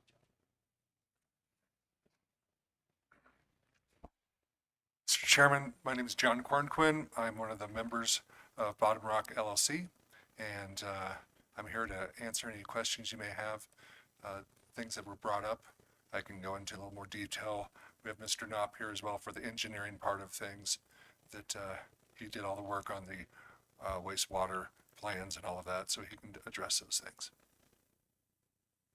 Questions for Mr. Cornquin? Thank you, sir. I will say a couple things since you brought them up. The lower grade question, it was surveyed. The elevation surveys were done when we're just building these roads. There's a culvert down that way. We're building it up. So it'll bring it up, and it should alleviate that 16% and address that to the 15% there. This whole design was set up so that no one lot is stuck with you're forced to do a steep entry or exit on the property. There's multiple ways out of each lot, and there's more gradual grades for every lot. And so we try to address all of that. We knew there were going to be steep areas because we're on the mountain. And when you're doing that, you're forced to do things. The design of it was, we cut roads where they would fit, and so they would be, because you're dealing with rocks the size of this, the cars, and so we cut the roads in a way that would be more gradual, and so we didn't put it on paper and try to make it that way. They were specifically designed that way so that they'd be more gradual. And yes, we knew there were going to be some steep areas, but the lots are approached in a different way, in a more gradual manner. I understand some grading's already been done up there. Yes, sir. Is that following? So I went up there and I got lost. I don't know where I'm going Sure. up there. So what's graded? What's graded? A lot of it is not, it's been cut quite a bit all the roads have been cut. We are in the process of grading them out, widening them out. They'll be probably wider. They'll be wider than Archery Range Road is right now. So we're creating the width on the roads, getting it ready so we can do base, and we have to bring down on that lower section. We're going to be bringing down fill dirt down, and like I say, addressing that grade. One good thing is we're going to personally have properties in that area, and we're making sure that things are going to be done right. We have people that are interested in multiple lots, not just 31 different homes. So I think that like any rural subdivision, you hope they sell out right away, but in reality, it's over a multi-year project on that. And for people building on it, we're expecting 3 to 6 maybe homes, maybe on a good year. That's a lot of homes on Casper Mountain to be built on, or cabins, however they choose to do it. Just have a quick question about access in winter. How is it going to be up to an individual owner, or is an HOA going to help with some of the access issues? I would love to. Originally, I was hoping it would be a year-round project.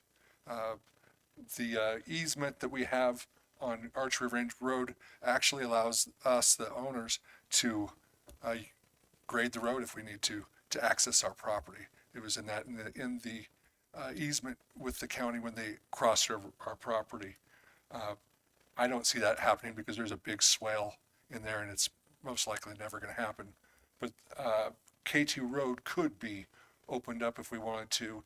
It's very costly to do that, and so we're not going to burden the buyers with a huge HOA cost. I'm guessing probably $500 at the minimum just to keep everything going for maintenance of the roads at first. To do anything further, have to be a agreement with the homeowners that they want to do something like that. Could be done, but it's a challenge up there on Castle Mountain. So it is confirmed there will be an HOA. Absolutely, correct? To take care of the roads. Yeah, absolutely. You're thinking something along the lines of $500 a I'm year. guessing that's about $15,000 a year. Might have or a month. No, $1,500 or $500 a year with 30 lots. It's about $15,000, a little bit over. Okay. So that's kind of what we're thinking, gauging what it costs to keep up with things. Okay. If you want a good quality, you're going to have to put some money in it. So we have a subdivision agreement. That goes along with what we do, right? We have a subdivision agreement. That John? goes with the process. I guess that's part of what we do here. So the HOA will be part of that subdivision agreement. And HOA will be part of it, yes. Okay. It hasn't been developed yet because we wouldn't need approval. Okay. Any other questions? Did you want, Mr. Knopp to fill us in on anything also? His name was thrown out there a couple times, so I figured. Chairman, Commission, thank you. Jason Cano, 4760 Ross Ridge Road, Casper, Wyoming. I guess, I'd like to update the record on the stormwater. We did update the stormwater plan. It was submitted April 10th, 2025. And on that plan, we've actually sized every single culvert, and we put a slope on every culvert, and we've actually calculated the velocity out of every culvert. For instance, the section at the bottom there where the steep grade is, we're actually forcing them to put in 2 culverts to deal with the storm that we calculated. So every culvert has been sized, velocities have been calculated, and they need to be placed where we have designed them based on the drainage contours calculations of that. So all of that's been submitted with the YDOT for the stormwater permit.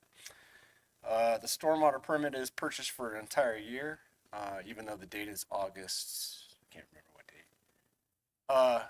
DEQ right now is only allowed to August, whatever that date is, through their pass-through rule. And so after August, whatever that date is, they're going to reissue stormwater permits for every large construction out there when they are upped through the EPA to be the pass-through agent for stormwater. So that's why the date is only through August. We've actually purchased it for the entire year for the stormwater, which can be renewed each additional year if needed be. Along those lines, the stormwater has been designed for the bare minimum of the city of Casper requirements, which is way above and beyond the county requirements. So we've done the 10-year 1-hour storm versus any of the 100-year 24 hours or the 25-year, 100-year, or 25-year, 24-year storm.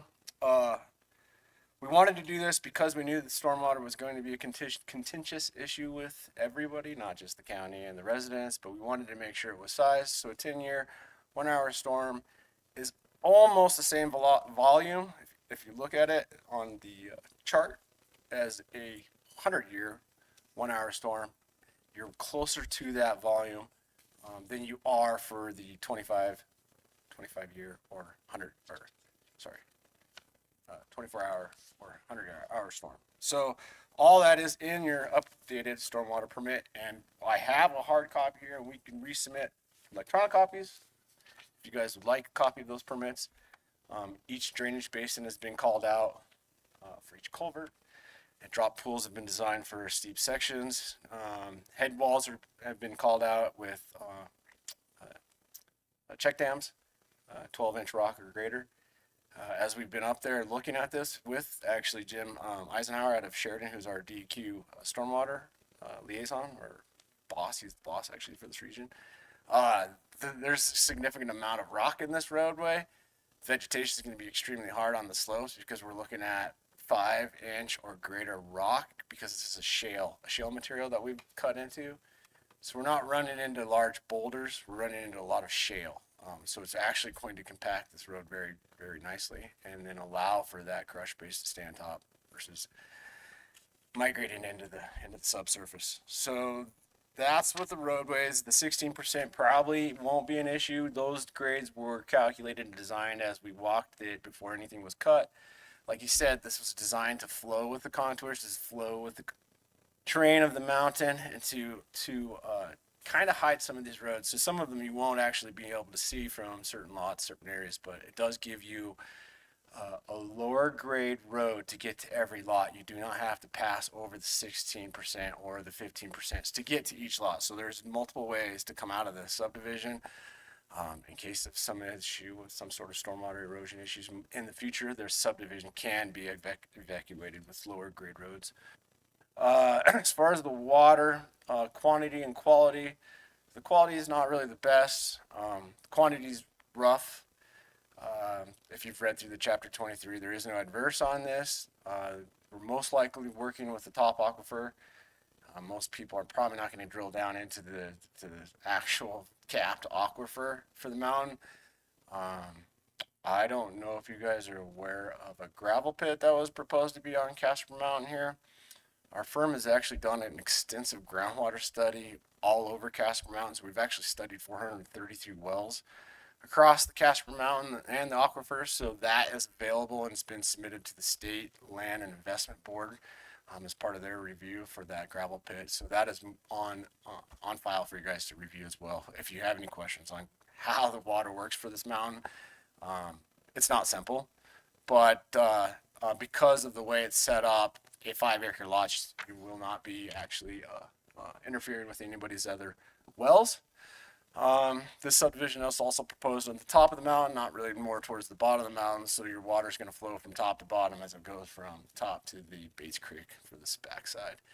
That was a lot of conversation with DQ on which creeks and which were on the backside, and all that has been submitted through Rita in Cheyenne, so that is all on record if you'd like to see that. Wastewater systems, the plat actually calls out for engineered wastewater systems to be. The engineer out of Laramie had actually called for a specific type, but we're looking to work with DEQ because that type's basically just an aerobic system. Due to the close rock, the bedrock proximity for this, so each system will have to be designed as an aerobic system. There's multiple ways to do that. So whoever is buying the lot will have to hire an engineer. Each system will have to be engineered through DEQ because of the plat and what's on the plat for itself. So basically you're talking about a mounded type thing There's where you have to multiple bring dirt up ways. there? Yep, there's Infiltrator makes a new system that actually aerobic, so that isn't mounded. That's what the actual engineers called out on the plats, which I'm not a big fan of those systems. I'm kind of more of the let's get that water up and let's get it really aerobic, so mounded with some sort of a gravel system in there. So we'll work with DEQ on that. There's definitely better ways to do aerobic systems, but as long as they're all aerobic, so we can get that degradation that's needed because of that close bedrock proximity, which is going to vary between lots. Any other questions on this project? We have looked at all of the roads currently, and like you said, we've walked it with DEQ because it is on the mountain and they didn't know where the subdivision was. All the maps and everything are in this report that we gave to YDOT, so you're more than welcome to that. So Any it's questions? interesting with all the cracks and with all the crevices and rock joints and everything that we're gonna have a potential for water wells and wastewater systems working out of the same cracks.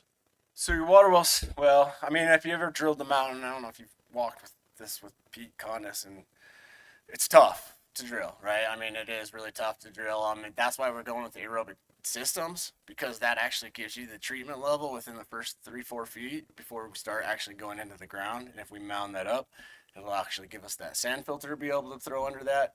So only would we be anaerobic or aerobic, then we're actually going to throw it through a sand filter system. DEQ allows us to do that type of system if we're within 3 feet of drinking groundwater or the Platte River. So it is a very efficient system if we aerobic and sand filter it versus the one that the engineers requested on the Chapter 23. It's kind of why we want to work with DEQ on that one and not go with aerobic system that the Chapter 23 really calls out for, but there are other ways to do those systems, correct? We have worked with DEQ on systems on the front of the mountain that are greater than 20%.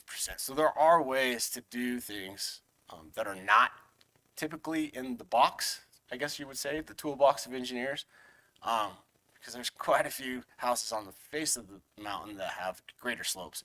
So more work, more dirt work, maybe retaining walls, something like that to provide us that surface area to build these septic systems. So really, if there are areas that homeowners want to build that are a little bit steeper, there's abilities to do septic systems on steeper lots that are approved through the state and DEQ. So they can be flexible. We don't have to build just on the exact flat spot.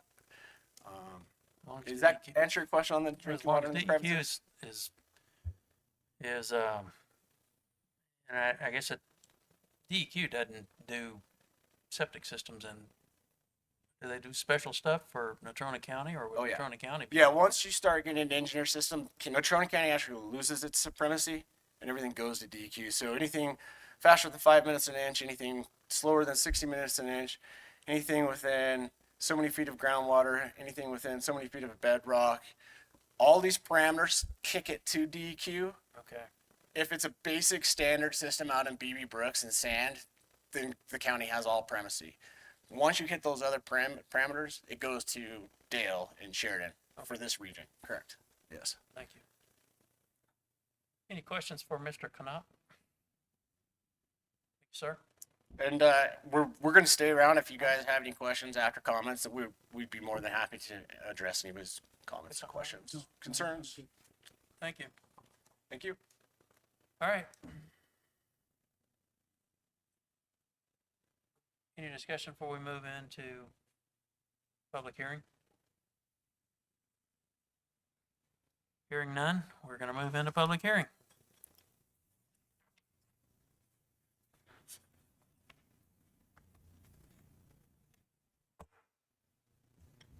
So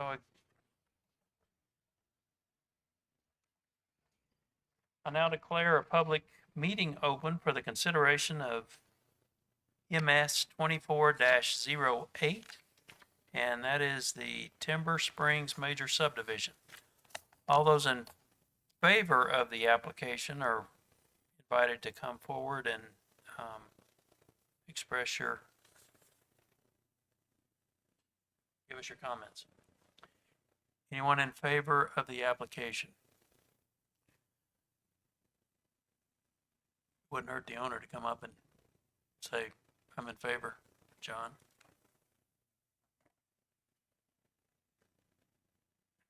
Yes, sir. John Cornquin, member. And yes, I really think this is a good project for Casper Mountain potential owners. I sell real estate, and there's always a need for good quality properties. We do plan on bringing in electric, et cetera, into this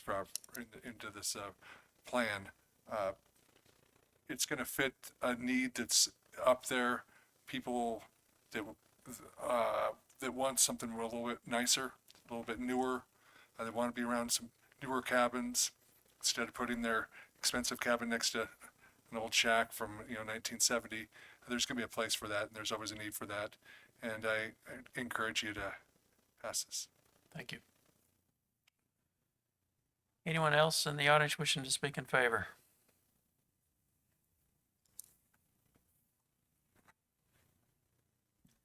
Jason Knope, 4760 Ross Ridge Road. I'd like to speak in favor of this subdivision. I think it fits very well with the surrounding area.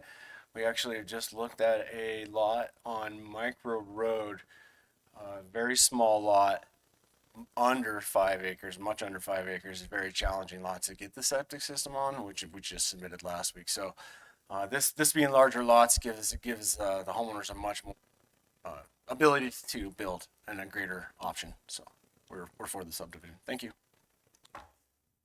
Anyone else in the audience wishing to speak in favor of the application? Hello. Hello. Turn it back. Can you hear me? I'm Beverly Van Horn Lunt. John is our neighbor on the mountain. He's been diligent in forestry and making sure, like everybody up there is trying to mitigate any fuel areas. And they're consistently working that. As far as recreation, things going through all of the properties, he's been very concerned about being a good neighbor. And my daughter and granddaughter ski and bike and hike up there, and they've gone along your road that's not quite ready. And there's a lot of people go to Bear Trap and they like to just go out and walk.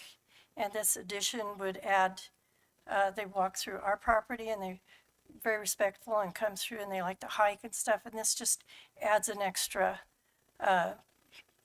recreational area to walk through, if it's all right. So he's a very good neighbor and he's taking care of the property. Thank you. Anyone else in the audience wishing to speak in favor of the application? Anyone in the audience wishing to speak in opposition to the application?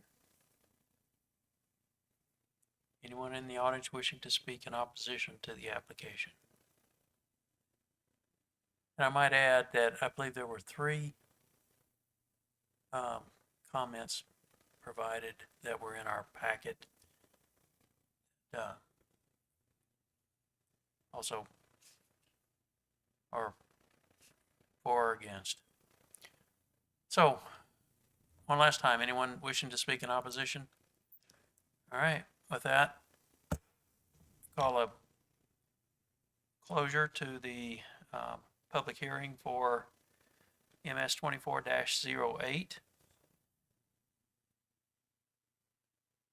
Mr. Neckbar, you had asked for a chance for rebuttal. I don't know if there's anything to rebut. No, I don't think there's anything left to be addressed unless there are any questions. I don't see any. Thank you for the opportunity. Yes. All right. Discussion here. Chair would entertain a motion if you guys are ready to go there.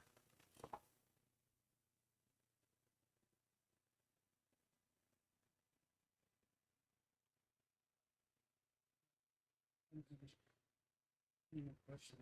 Okay. That's pretty well covered. Chair would entertain a motion for consideration.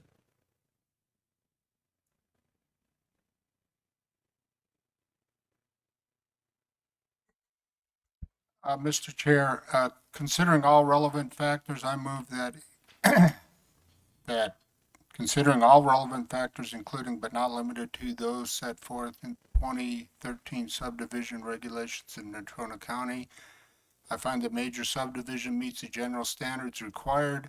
On that basis, I move to approve MS 24-8 with a due pass recommendation to the Board of County Commissioners with all staff findings of fact incorporated by reference. So Ray, would that include the stipulation that 16% road be flattened to 15%? I would want that to be included, so if that's incorporated, staff findings of fact incorporated by reference would include road grade not to exceed 15% for clarification.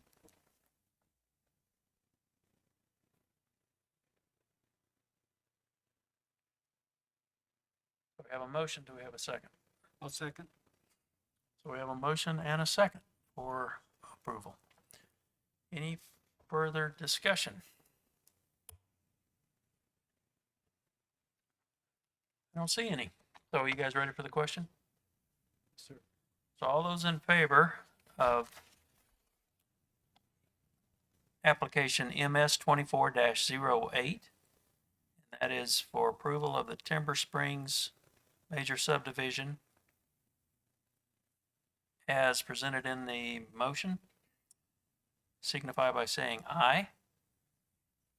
Aye. Aye. Any opposed, same sign. Hearing none, I believe we have a unanimous due pass recommendation for the county commissioners. I assume at July 1st? July 1st BOCC meeting. Thank you. So we've been going 2 hours. You guys want to take a break before anybody need to take 5 minutes or so? Okay, we're going to take a break for 5 minutes.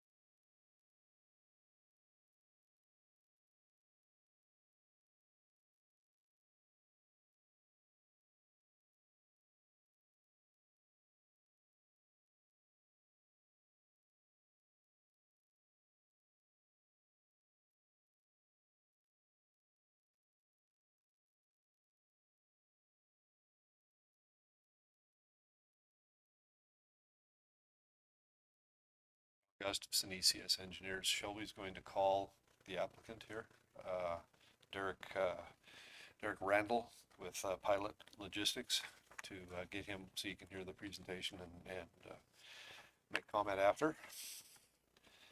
I'll go ahead and start with some of the little stuff here. Case number CUP 25-01. Hi, good evening. This is Derek with Pilot Thomas Logistics. Hey, Derek, this is Sean Gustafson. We're just starting to present your case here. So.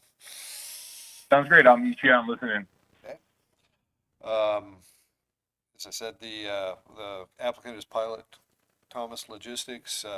Derek Randall on the phone is the manager here. Property owner is Eastside Storage LLC. Mark Rizzi is the manager of that. Summary, a request by Pilot Thomas Logistics, a bulk lubricant, chemical, and fuel distributor for conditional use permit to install above ground storage tanks and loading lane for bulk storage and delivery operations. The products will be lubricants and coolants used in the natural gas industry. Section 4.08.11, storage of flammable or combustible liquids, bullet E, requires a CUP for over 12,000 gallons of liquid.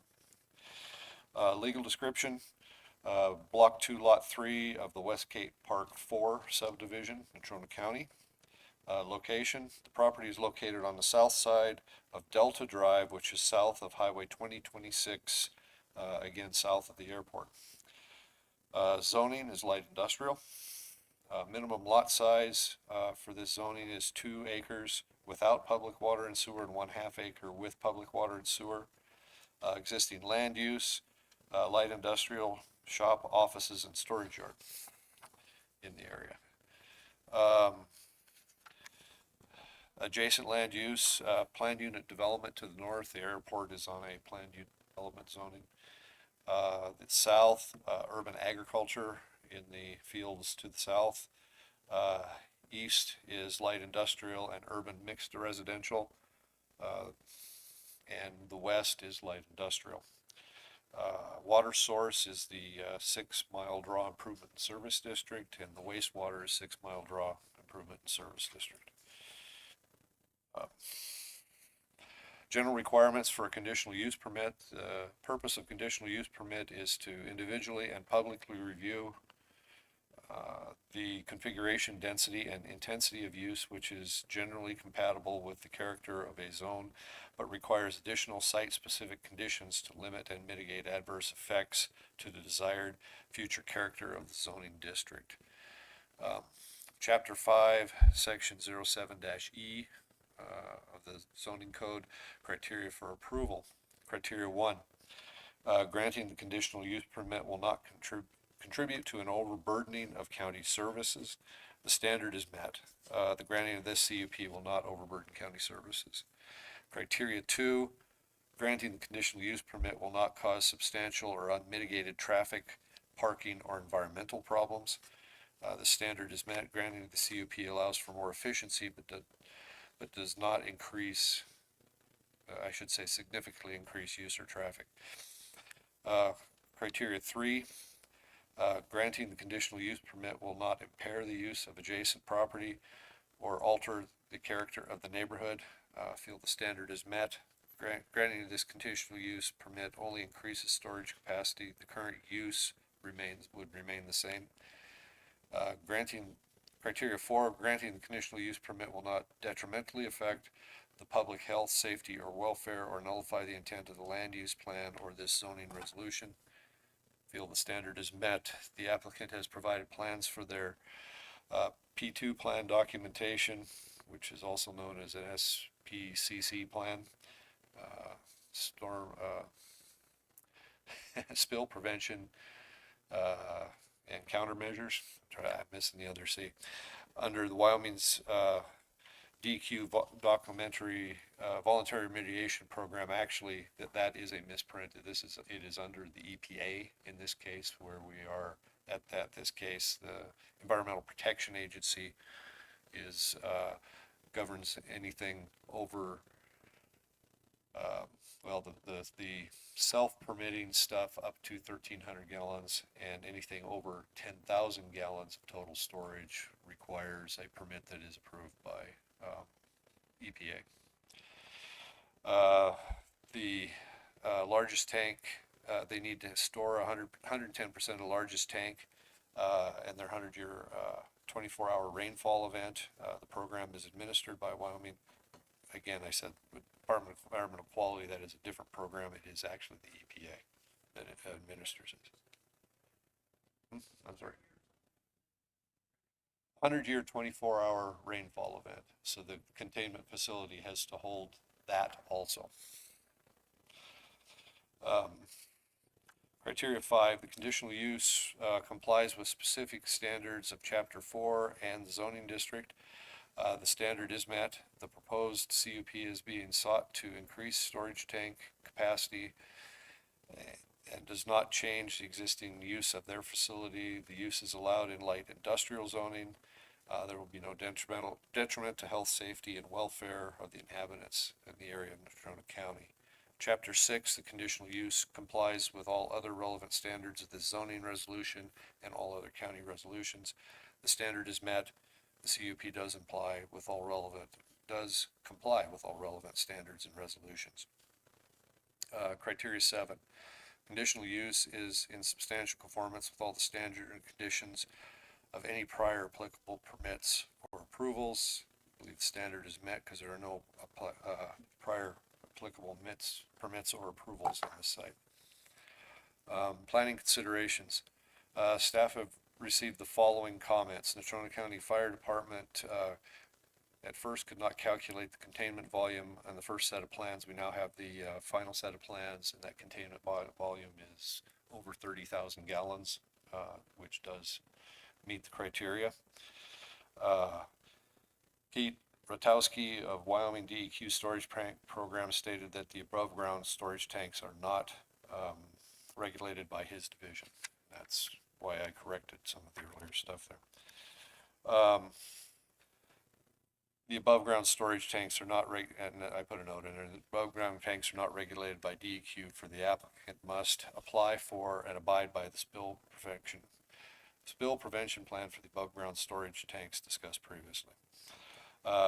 Additional comments and consideration. There seems to be some uncertainty in the status of the current jurisdiction of 6 Mile Draw Improvement Service District. However, this subdivision has public water and sanitary sewer, and the CUP has no effect on that status.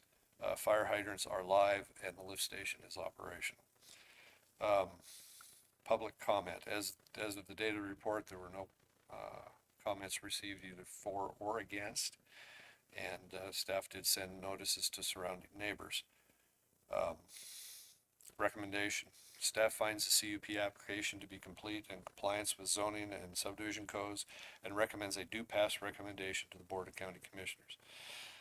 Staff propose that Planning and Zoning Commission enter a motor to vote to approve or deny the requested Sandhill #1 subdivision. I was tired when I wrote this, apparently.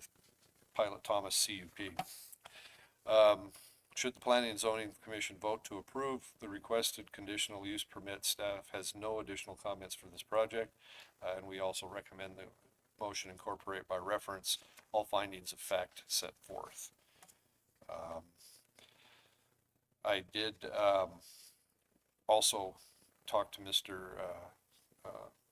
Randall and asked for confirmation that that SPCC plan was being sought, and he has sent a letter on company letterhead here talking about their efforts in gaining the SPCC plan, which they're actually mandated to do. So, and from there, I guess that's it. If you have any questions, I'd be happy to answer.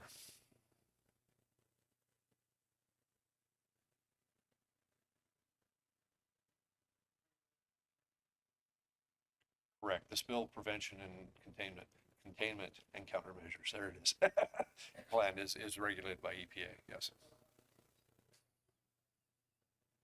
Right.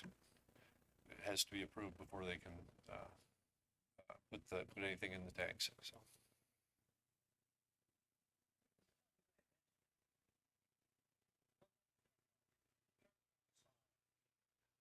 Mhm. I don't think we did. Oh, yes, we did. Yes, we got something from them that said that the first set of plans, that we had, they couldn't calculate the quality or the quantity of the containment facility. And in the second final set, the first set were labeled 90%, and these are now final, and they, and stamped. And they, from that, there's a little over 30,000 gallons of containment.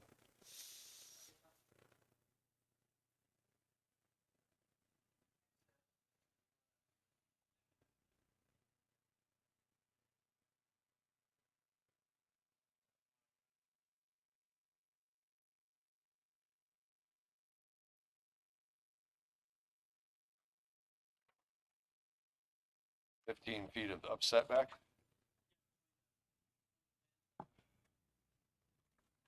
Oh, yes, and that meets code, so.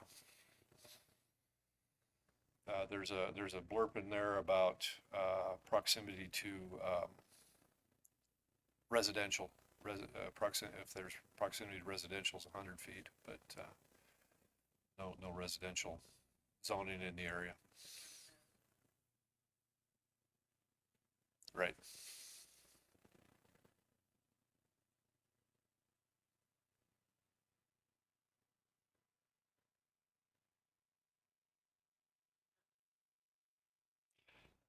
It's in it's about where, there we are. Yeah, it's a tank that, the tanks are arranged as such. It's 102 feet by, what is the width on that? 22 feet. And I think, whoops, this doesn't have it, but, a typical detail show, or a detail shows it to be 30 feet deep within the plant, or 30 inches deep within the plants, 2.5 feet.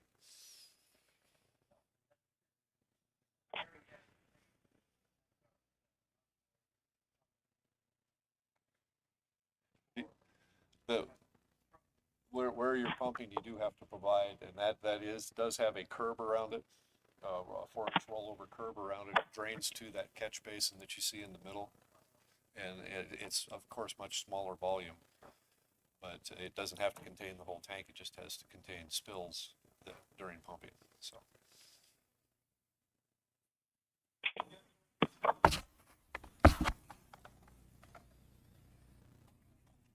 Thank you.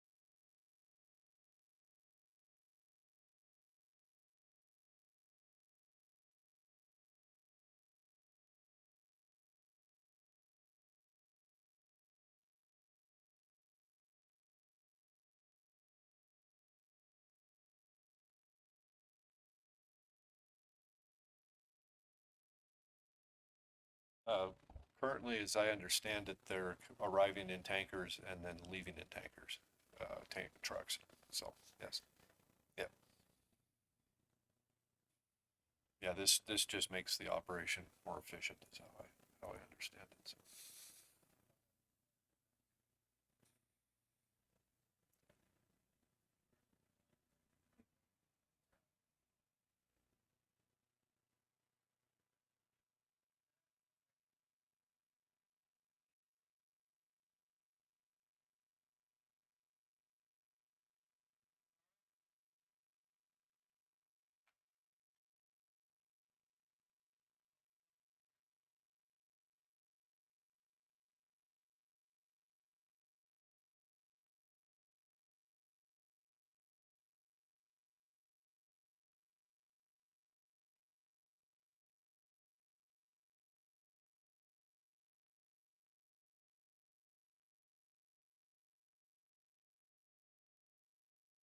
Hi, this is Derek. I'm sorry if I'm interrupting.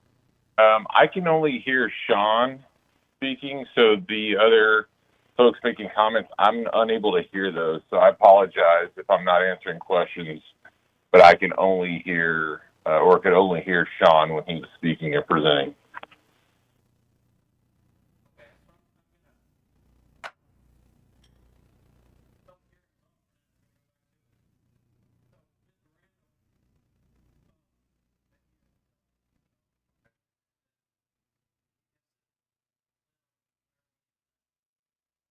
Mr. Randall, can you hear them now, or is it just me still? I can hear you, yes, sir.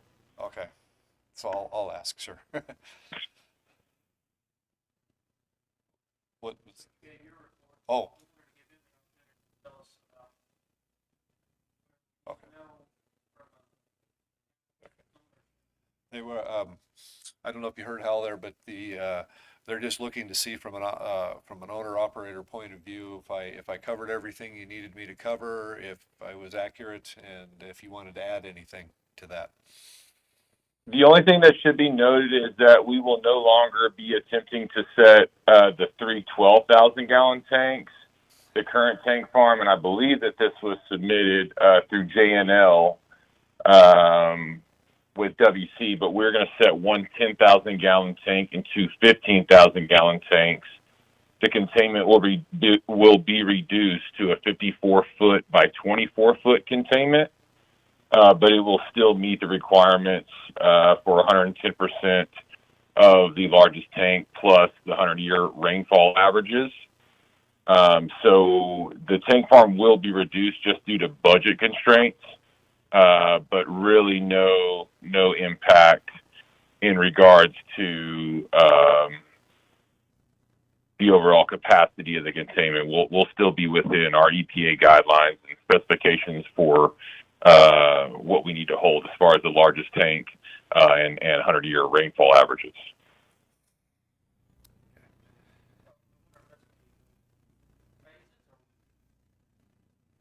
Okay. Well, currently there are, and Derek, correct me if I'm wrong here, if there are two 15-gallon tanks, 15,000 gallon tanks, and three 12,000 gallon tanks, and you're going to two 10,000 gallon tanks and one 15,000 gallon. Did I hear that correctly? It'll be one 10,000 gallon tank. Okay. And then two 15,000 gallon tanks. We're basically going to remove the three 12,000 gallon tanks. So we're going to go from 6 total tanks to 3 total tanks, one 10,000 gallon tank and two 15,000 gallon tanks. And that's going to be to follow up with what Mr. Hutchinson was asking, that's going to be the final product. It's not like you're not doing this in phases or something like that at this point. No. If we choose to add on additional tanks, we will need to build an additional containment, add additional tanks, and that'll be a completely different permit process, and that'll probably be 3 to 5 years down the road.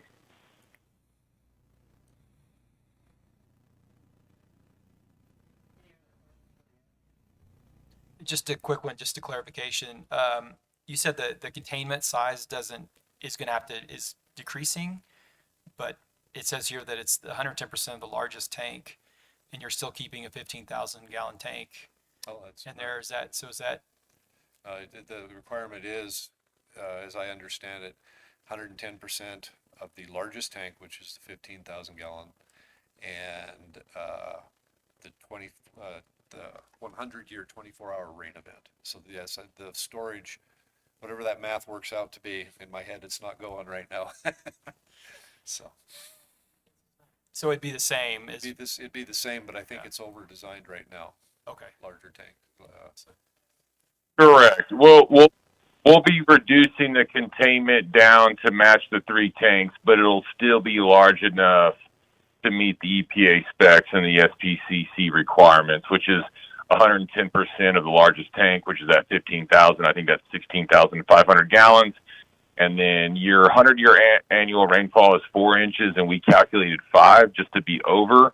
And so that still gives us wroom within that containment.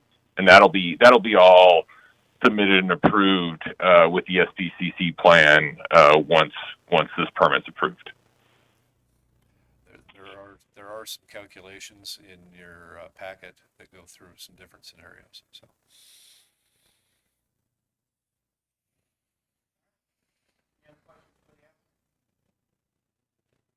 All right, thank you.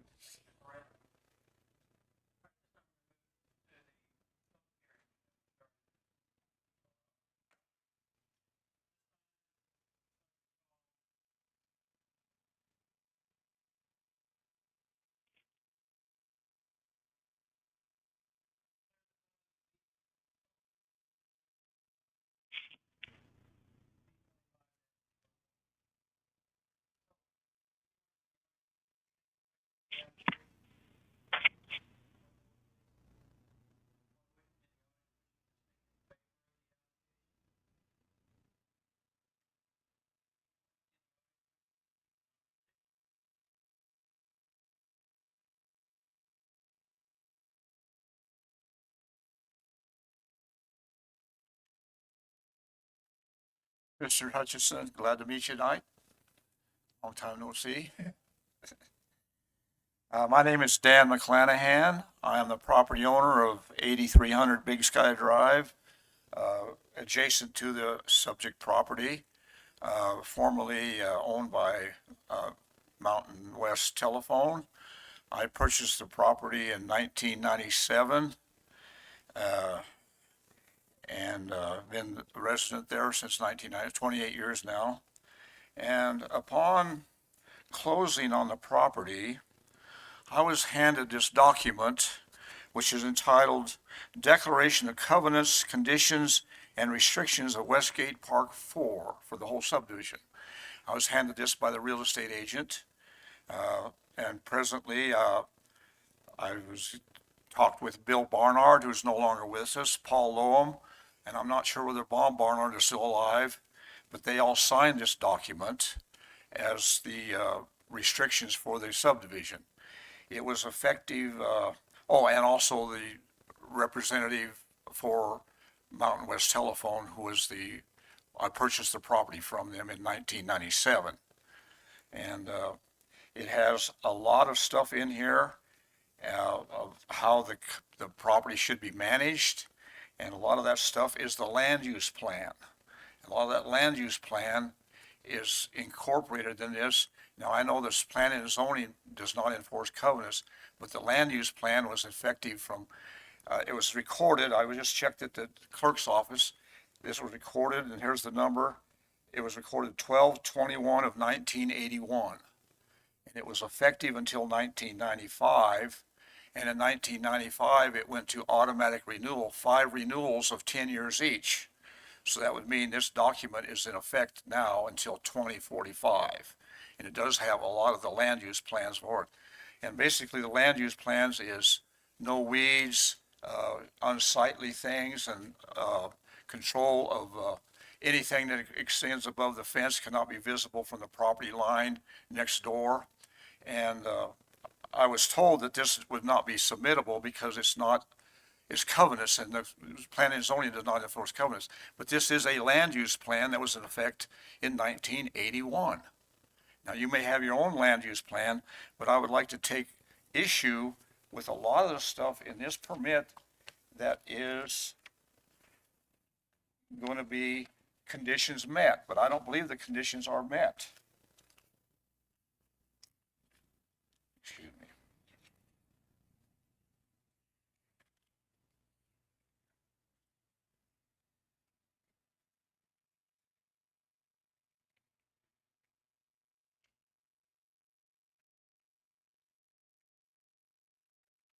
There's a lot to thumb through here.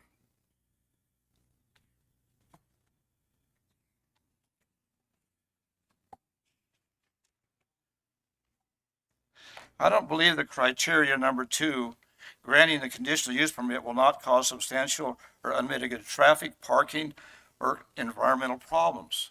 I think this is going to cause a lot of environmental problems. I spent $4,500 of my own money last year to do some asphalt paving on the road into the property. I have not been reimbursed for that money at all. That was done by, and it is right, it's on Continental Drive, and they will be using that piece of property, that road to go in there all the time, and that road has deteriorated tremendously. It needs a lot of work into it. We did have an improvement district, which is in limbo right now, the 6 Mile Draw Improvement District. In the last, in 2021, I put 900, they charged $100 per acre for improvements. In 2023, I paid $1,422 into that improvement district. And in 2024, I put $1,422 into that improvement district. That money is now gone. It's never been used. Well, it has been used, but it used to fight a lawsuit against the county to try to get some capital refunded for use of the sewer line that we put in. So that money is gone. But I did put $4,500 of my own money into that piece of asphalt pavement. I did submit some pictures of that asphalt that I put in there. And other things in that mitigated condition is the weeds are tremendous that have been blown over on my property. I submitted pictures of the weeds. The weeds were up against the fence, and they came over the fence when they shoved them over. It had to be intentional. They shoved them. They have no respect for my property at all. And I also have problems with, will not impair the use of the adjacent property. Now, several years ago, I was contacted by the Natrona County Sheriff's Department 3 times because I had put some pallets up along the chain link fence to prevent the spray from destroying. I planted trees along that line, and the spray that they were spraying on that property was killing my trees. And the trees, some trees have died, some are recovering a little bit now. And Sean was out a week or two ago and actually looked at the damage so he could verify the damage. And I was told I had to remove the pallets because they were, I think the sheriff used the term unsightly, is what the neighbors said. They were unsightly. Well, I'll tell you what's unsightly is dead trees. And if he thinks my trees or my pallets are unsightly, I think the tanks are going to be unsightly. And the covenants think that that is unsightly too. The other thing is, this is a red light. This is a leasee that's going to put this tanks here. Is the leasee going to be bonded? I have an attorney friend that told me that in his experience, he's retired now. He said in his past experience as a county attorney, he advised the commissioners they had a tank battery that had been put in default because the company went bankrupt. And he told the county commissioners, the taxes hadn't been paid. He says, do not default on the tax, do not foreclose on those taxes, because if you foreclose on the taxes, it's yours. Sure enough, one of the tanks sprung a leak, and you know who was responsible for the cleanup? The county. He says, he advised them, don't take this. It wasn't bonded. There was no bond. Is there any bonding with this going on? The third problem I have is with this amount of material there, I asked the guy that was spraying there one day, I said, do you have the MSDS material safety data sheets of what you're spraying? He says, he didn't answer me. He just walked over to me, and there's pictures of that I submitted. He wouldn't answer me. He says, this stuff will not kill your trees. And I'm standing there. I've got dead trees right there in front of me. Well, you know, I planted some choke cherry trees along there and one ponderosa pine. They disappeared. I figured, well, the deer ate them and maybe it was bad and stuff. But a western red cedar is a pretty hardy tree.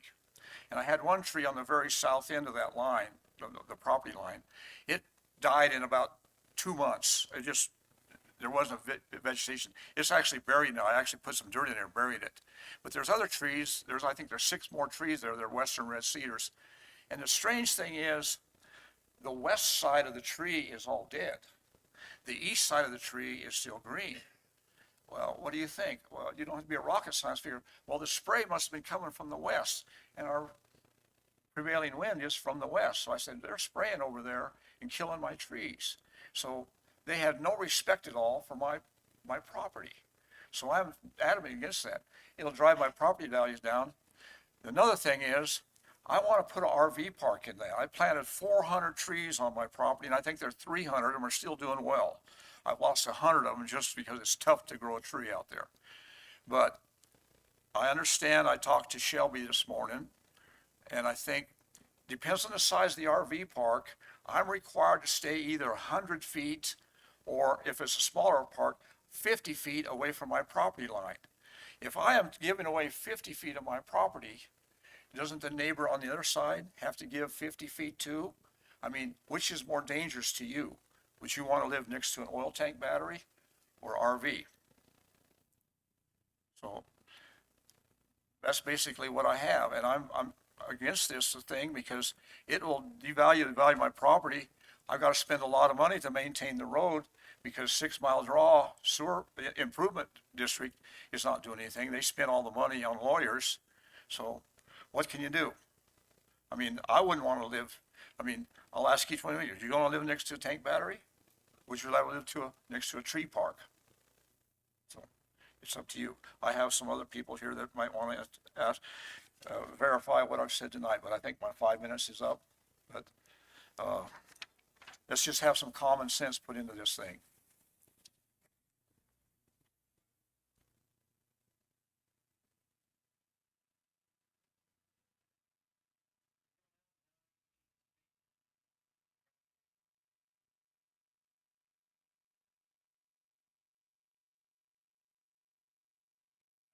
Chris Johnson. Hey, I think we used to play soccer together.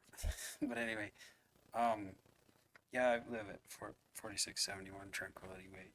But I've known Dan for 25 years. I used to work for him for a bit, and then he's been my friend, and I've helped him plant some of those trees. And he's really he's even said to me like, "Man, I should have got into planting trees instead of being a machinist." He just loves it, you know, and he's great with people. And I think his campground RV park idea is just he's really got a passion for it, and this project would really put a damper on that. It would, I don't know, for lack of better words, unbeautify the site. And as Dan was pointing out when I was talking to him about this, there's plenty of other disturbed land where such a project could be placed, and it's, you know, and it's gonna. There was mention that there would be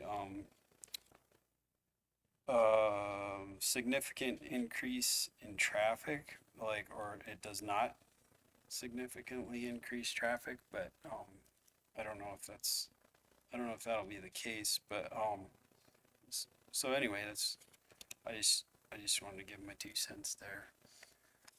Okay.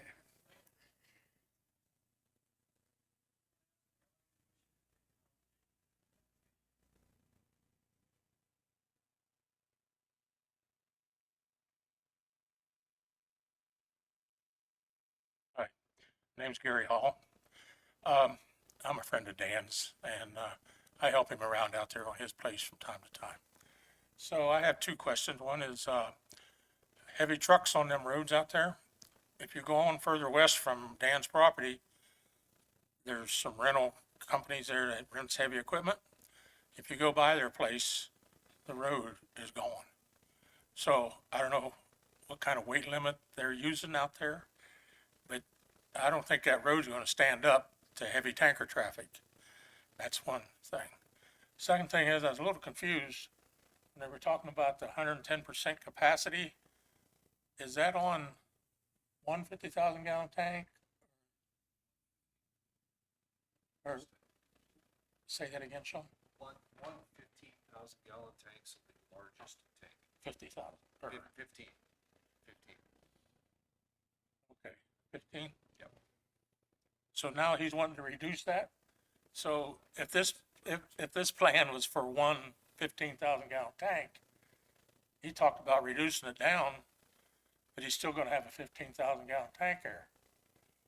So I don't understand that. And then he talked about adding on later, which would be another whole game. But anyway, he may add 3 more tanks later. He may add 6 more tanks later. Who knows? But he said 3 to 5 years. So Yeah, he'll have to do that. The exact product that's in those tanks, I'm not sure what it is. It'd be nice to know what the MSDS sheets say about those tanks or that product. And, so we know, so Dan knows what he's living beside. So, any questions for me?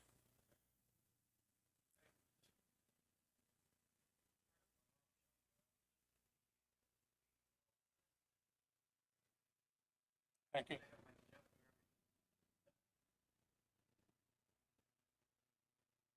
Yes, you're correct, Hal. The regulation that covers this in the CFRs are, many, many, many pages long. So yes, there's a lot of hoops to jump through with that.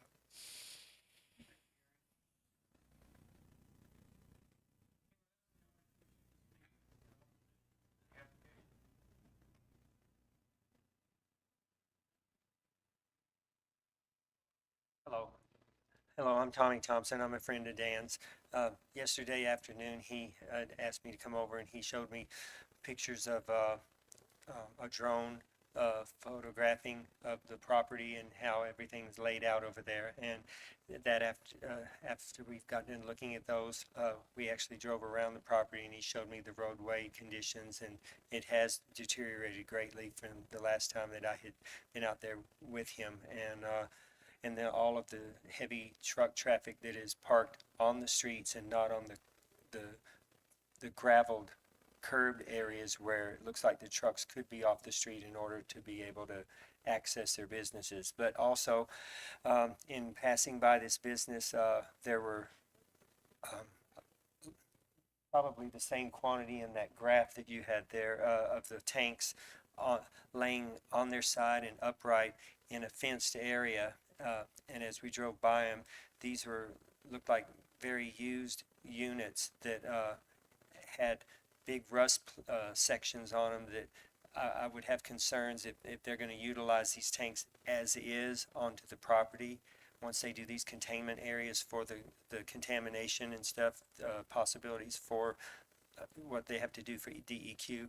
But I'm hoping that if they are going to place those on the property, that they're going to be adequately powder coated and quality controlled for the placement of these lubricants that they're going to be doing in there. Otherwise, I would hate to see them actually putting them up there with the corrosion on them already, with these existing fluids getting in there, and then detrimenting his property as they possibly were to leak into the soil. So that's what my concern was, and I just wanted to voice that. So, but thank you guys and gals. Thank you.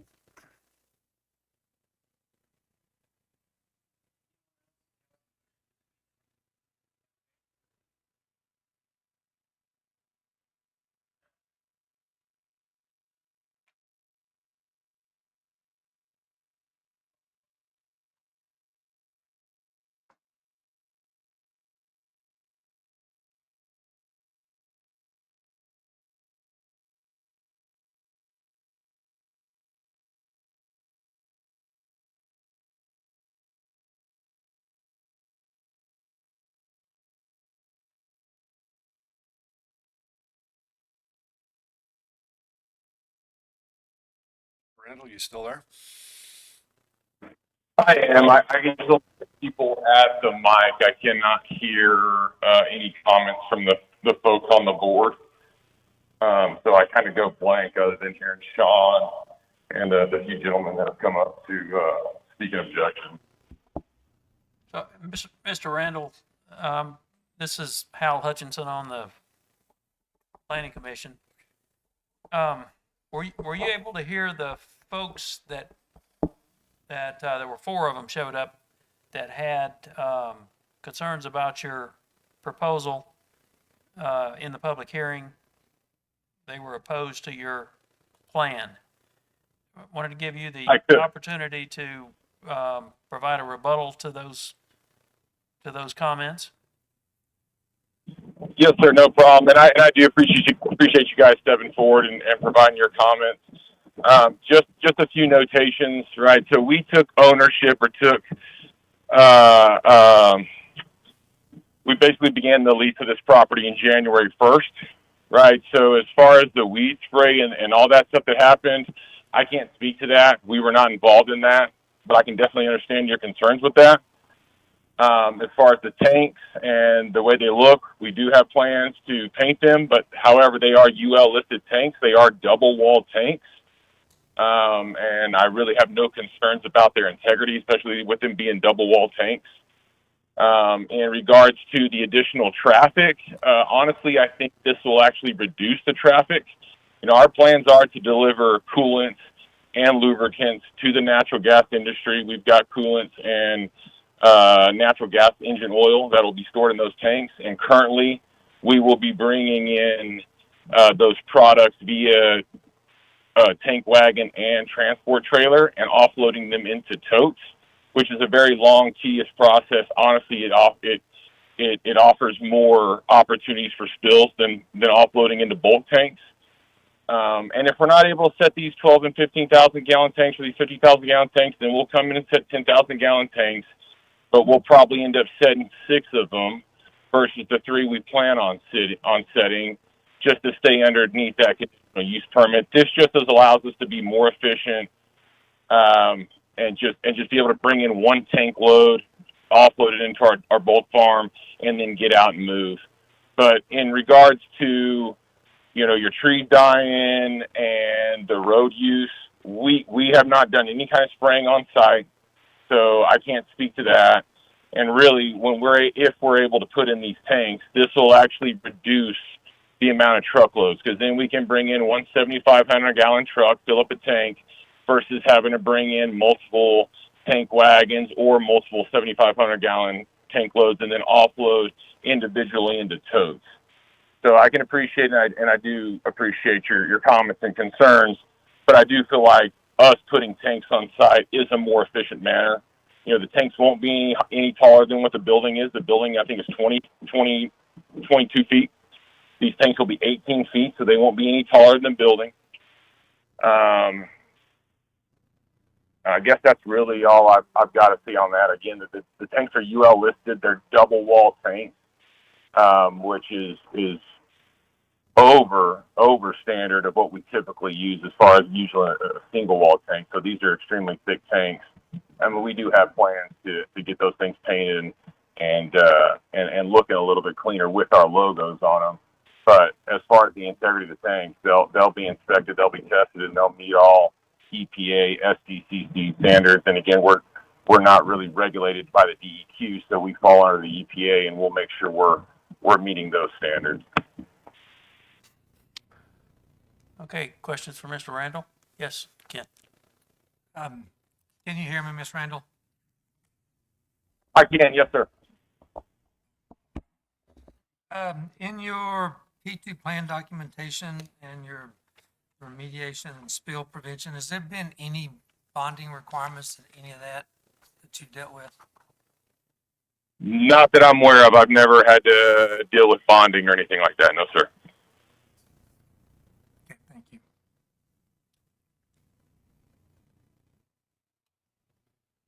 Any other questions from Mr. Randall?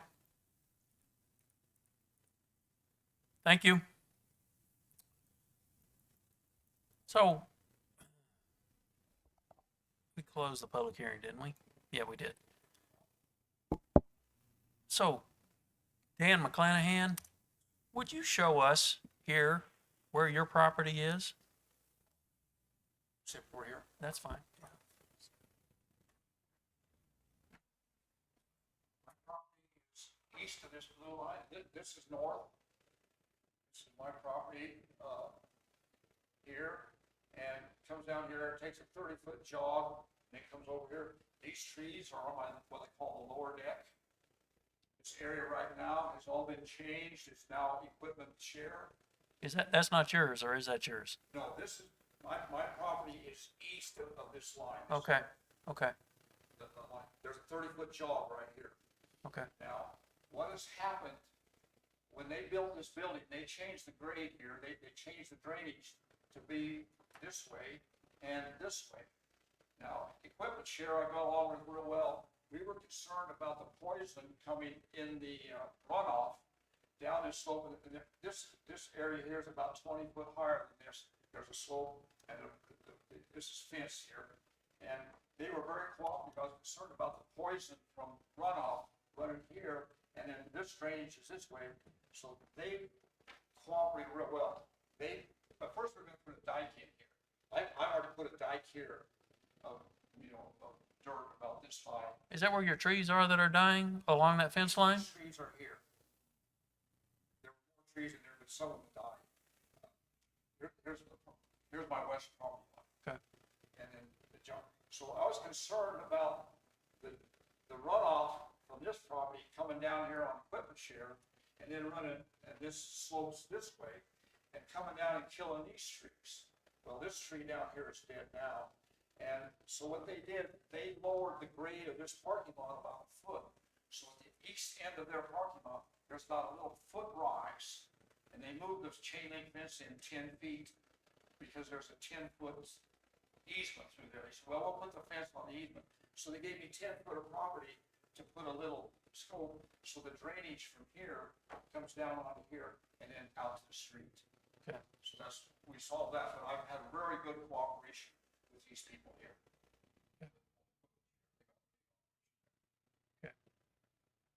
Were you aware that these guys just took control of that land January 1st? Hal, I'm very hard to hear. He says they just took control of this land January 1st. Were you aware of that? I know the previous people moved out September 30th. Okay. And they were moved out, so the property had been empty for that, but I didn't know that they had moved in. The tanks, there's, I think, 6 big tanks there right now, and there's about 12 smaller tanks on the property over in this corner right here. And there are photos that I gave yesterday, shot with a drone from my property, that show those tanks that are in place right now, but they're down in this corner right here. Okay, thank you, Dan. Thank you. All right, any further discussion? So the chair would entertain a motion for consideration of the application, additional use permit.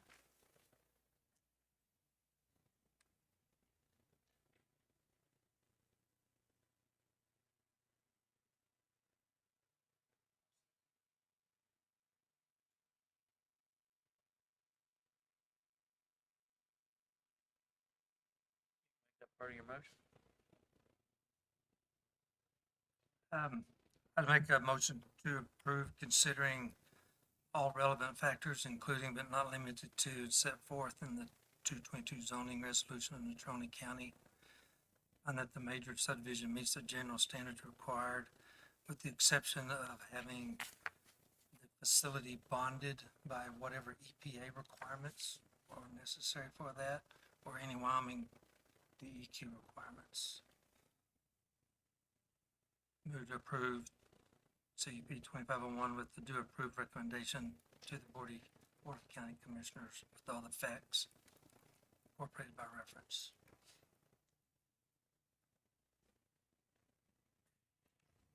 Second the motion. So we have a motion and a second. Any more discussion? So if there are no bonding requirements for EPA or DEQ, does that just go away? Or do we want to establish one?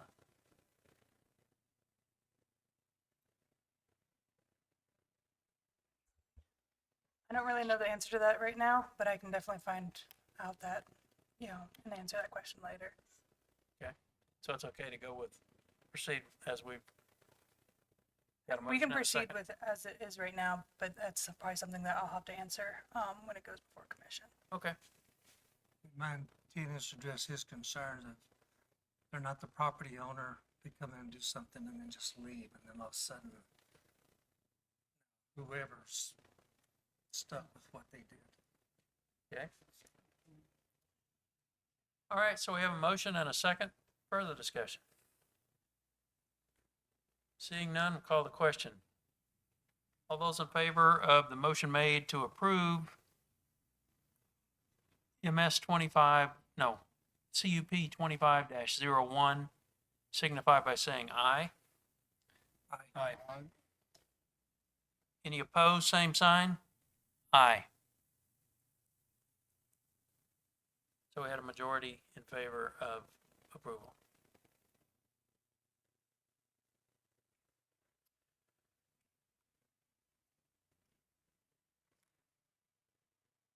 All right, moving ahead.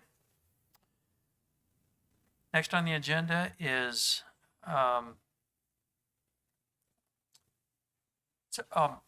one more thing, I guess. Dan, you know this goes to county commissioners July 1st, so you'll have the same chance to go down to those guys and make your argument in a public hearing. Oh, I'm sorry. July 1st, the county commissioners take this up with a recommendation from this board that the application be approved. That's your opportunity to show up on July 1st and argue with them directly. It was. I voted not to approve the application. The other four voted to approve the app. Yes. Okay. I'll be there. Okay.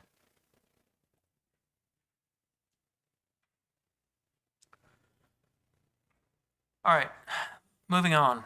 Next application is MS 25-01, a major subdivision request made by Mark and Cynthia Richardson. The applicants are requesting the current lot line separating the two parcels to be moved 100 feet to the south, creating one 7.62 acre lot and one 12.42 acre lot. Due to one parcel being platted and the other not platted, a major subdivision is required to complete this adjustment. The properties are located off 6 Mile Road and Medallion Road in the light industrial zoning district. Sean, may we have a staff report, please? Sean Gustafson, ECS Engineers, and this is the last time you have to hear from me tonight, so. Okay, as said, the applicant is Mark and Cynthia Richardson. The agent is Bill Farringer with CDPI. Their request by Mark and Cynthia Richardson for approval to move the lot line. Essentially, this is a lot line adjustment that currently separates their two parcels due to one lot being unplatted and the other being within a subdivision. As you mentioned, Mr. Chairman, it became a major subdivision. Legal description is Tract 3, Marmac Simple Subdivision, and portions of the southeast quarter, the northeast quarter, Section 28, Township 34, Range 79 West, I believe. I didn't put that in there. The property is located on the east side of Interstate 25 at the intersection. No, good gosh, did I grab the... No, that's a bad thing. The property is located just east of the airport. That's a mistype there again.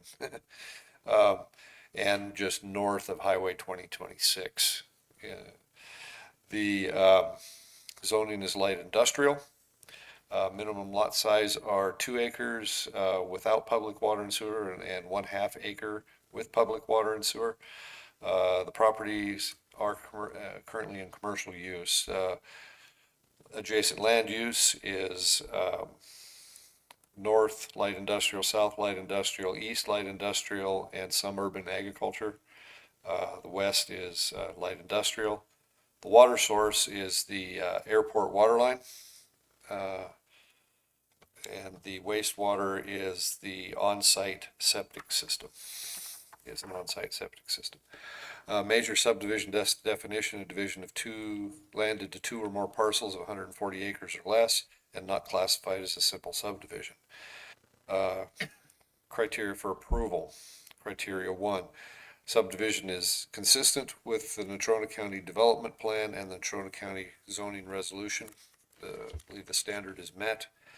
The proposed Marmac number 2 major subdivision lot areas are in compliance with 2022 zoning resolution. The zoning is light industrial and has 2-acre minimum without public water sewer and 1/2 acre minimum with public water and sewer. All lots in the proposed subdivisions are over the minimum requirement. And the intent and purpose of the light industrial is to provide light manufacturing and storage facilities. That's 2022 zoning resolution, chapter 2.06.03. Criteria 2, the subdivision is in conformance with the general provisions, chapter 1, subdivision standards, chapter 7. The standard is met. The proposed Marmac number 2 major subdivision is in conformance with the general provisions and subdivision design standards for the 2013 Natrona County subdivision regulations. Additionally, the subdivision is less than 5 lots and no new development is proposed. A WYDEQ Chapter 23 subdivision review is not being required. Criteria 3, the applicant has provided evidence that sufficient water supply system will be acquired in terms of quantity, quality, and dependability of the type of subdivision proposed as determined in accordance with the standards set forth in the Water Supply Systems Appendix P. The standard is met. Both properties affected by the Marmac Major Subdivision number 2 are currently served water from the airport water line, specifically off of the Airbase Acres line, and the proposed subdivision will not affect the service locations or the ability to receive water. Criteria 4, the applicant has provided evidence that a public sewage disposal system will be established, and if other methods of sewage disposal are proposed, evidence that the system complies with the state and local laws and regulations, Appendix O. The standard is met. Both properties affected by Marmac subdivision number 2 have individual permitted septic systems, and the proposed major subdivision will not affect these systems, setbacks, or their ability to process wastewater. Criteria 5, the applicant has provided evidence to show all areas of the proposed subdivision which may involve soil or topographical conditions representing hazards or required special precautions have been identified by the applicant, and proposed use of the area are compatible with such conditions.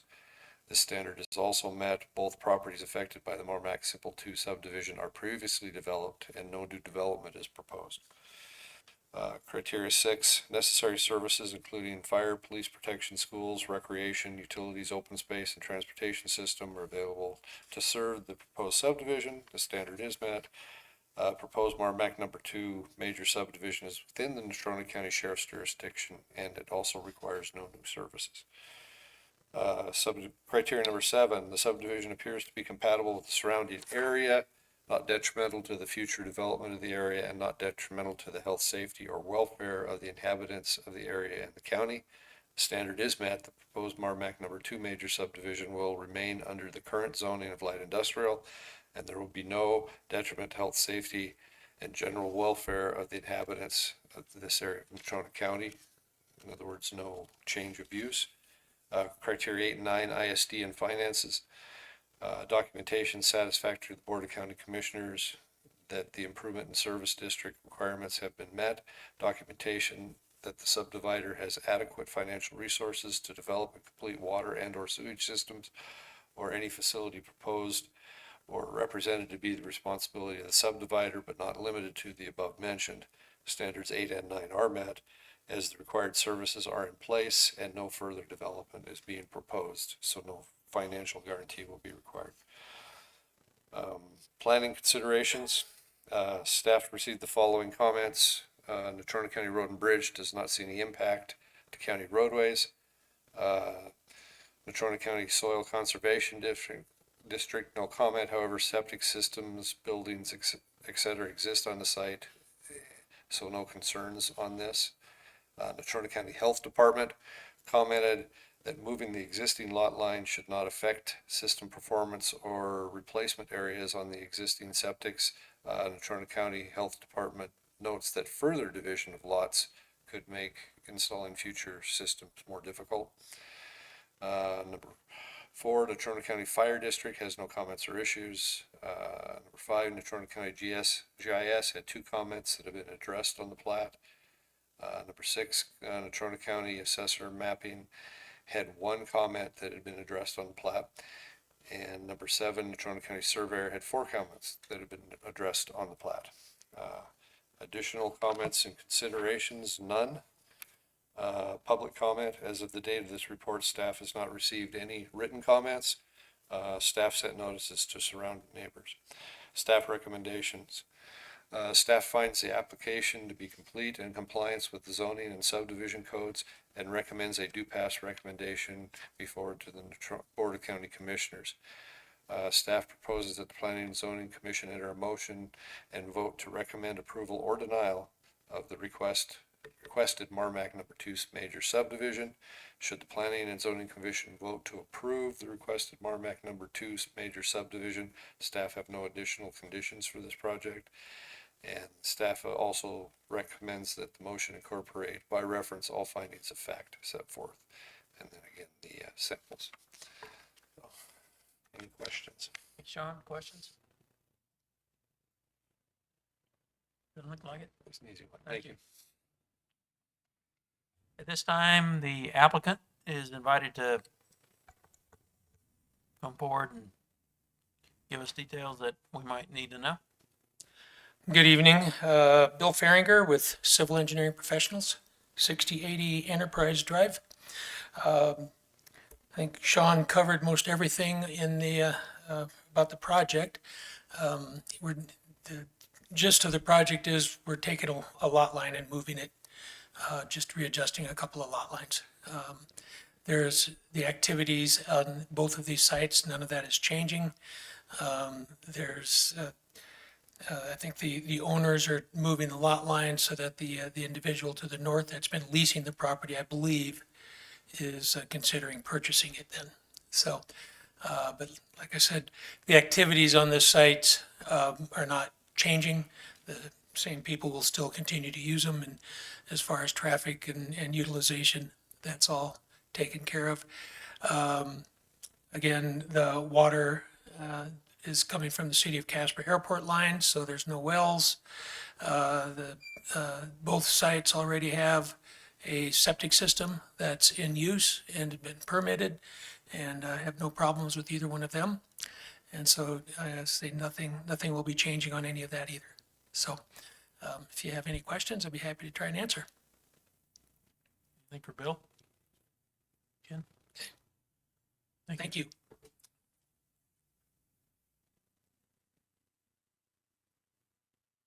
Okay. Any more questions before we move into public hearing?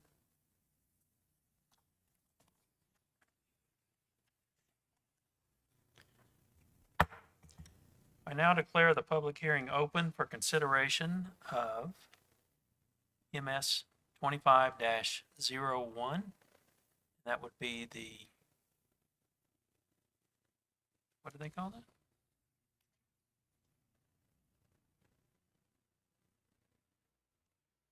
What is the subdivision called? Marmac. Marmac number 2 subdivision, major subdivision. Didn't see it on the. All right. Anyone in the audience wishing to speak in favor of the application, would you please come forward? Again, Bill Farringer with CEPI, and I request that you approve the subdivision for the reasons stated earlier. Thank you, Bill. Thank you. Anyone else in the audience wishing to speak in favor of the application? Anyone in the audience wishing to speak in opposition to the application? One more time, anyone in the audience wishing to speak in opposition to the application? Seeing none, call a close to the public hearing for the Marmac number 2 subdivision, MS 25-01. Any discussion, questions? Chair would entertain a motion for consideration of the application. Mr. Chair, considering all relevant factors, including but not limited to those set forth in the 2013 subdivision regulation of Natrona County, I find that the major subdivision meets the general standards required. On that basis, I move to approve MS 25-01 with a due pass recommendation to the Board of County Commissioners with all staff findings of fact incorporated by reference. Second. So we have a motion and a second. Any further discussion? Call the question. All those in favor of motion to approve MS 25-01, that's the Marmac number 2 major subdivision, signify by saying aye. Aye. Aye. Any opposed, same sign. Hearing none. We have a due pass recommendation for the county commissioners on July 1st. Thank you, Bill. All right, we're getting close. Next item on the agenda is zoning change 25-01, a request by Luke Ginsbach on behalf of Philip Rail for a zone change for the urban residential zoning district to urban ag zoning district. The property is located 4026 Southeast Wyoming Boulevard in the east half, the southeast quarter of Section 21, Township 33 North, Range 79 West. Sean, may we have I'm sorry, Sabrina. This is where we cut off between you two. I now understand what you're talking about. Sorry, Sabrina. Good evening, Mr. Chairman and Commissioners. Thank you for having me tonight. So this is recommended, like you said, by Ginsbach Construction for a zone change. The zoning is currently urban residential. It's being applied to change it to urban ag. The applicant would like a zone changed because the property owner would like to build a barn on the property for animals. The current zoning resolution, the 2022 zoning resolution, does not support accessory structures prior to the construction of residential structures in urban residential, which is the current zoning.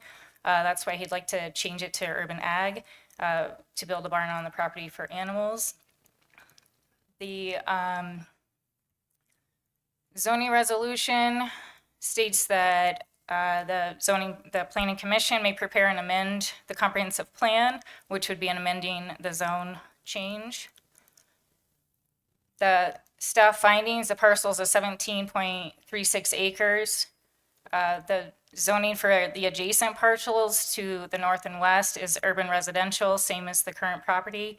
The zoning on the south, which is across Wyoming Boulevard, is mountain residential, and then to the east is suburban residential. The closest parcel that is, there's also one adjacent that's urban mixed residential. The closest urban agriculture zoning is approximately 1 mile to the east of this property.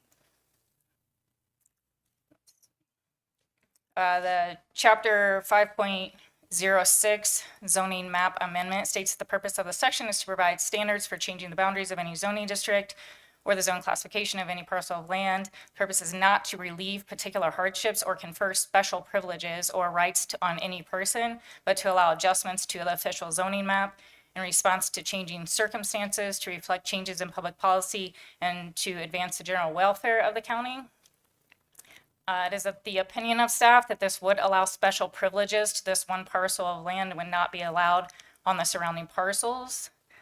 Staff recommends denial of this zoning request change due to the special privileges that would be incurred on one parcel and not incurred on the surrounding parcels. And this zone change will instigate spot zoning and potential confusion among other nearby parcels. I would like to slightly amend that denial and change it to a table. I don't believe the applicant's aware of this, but in that same area for that urban residential, we last week received another application that someone's potentially wanting to change to urban ag as well. And so if we could change that whole area, there wouldn't be a special circumstance. And I believe the applicant's here, and I can answer any questions. Where is the other change that's considered? Is it on this map? It's the very top left corner, kind of just off that map.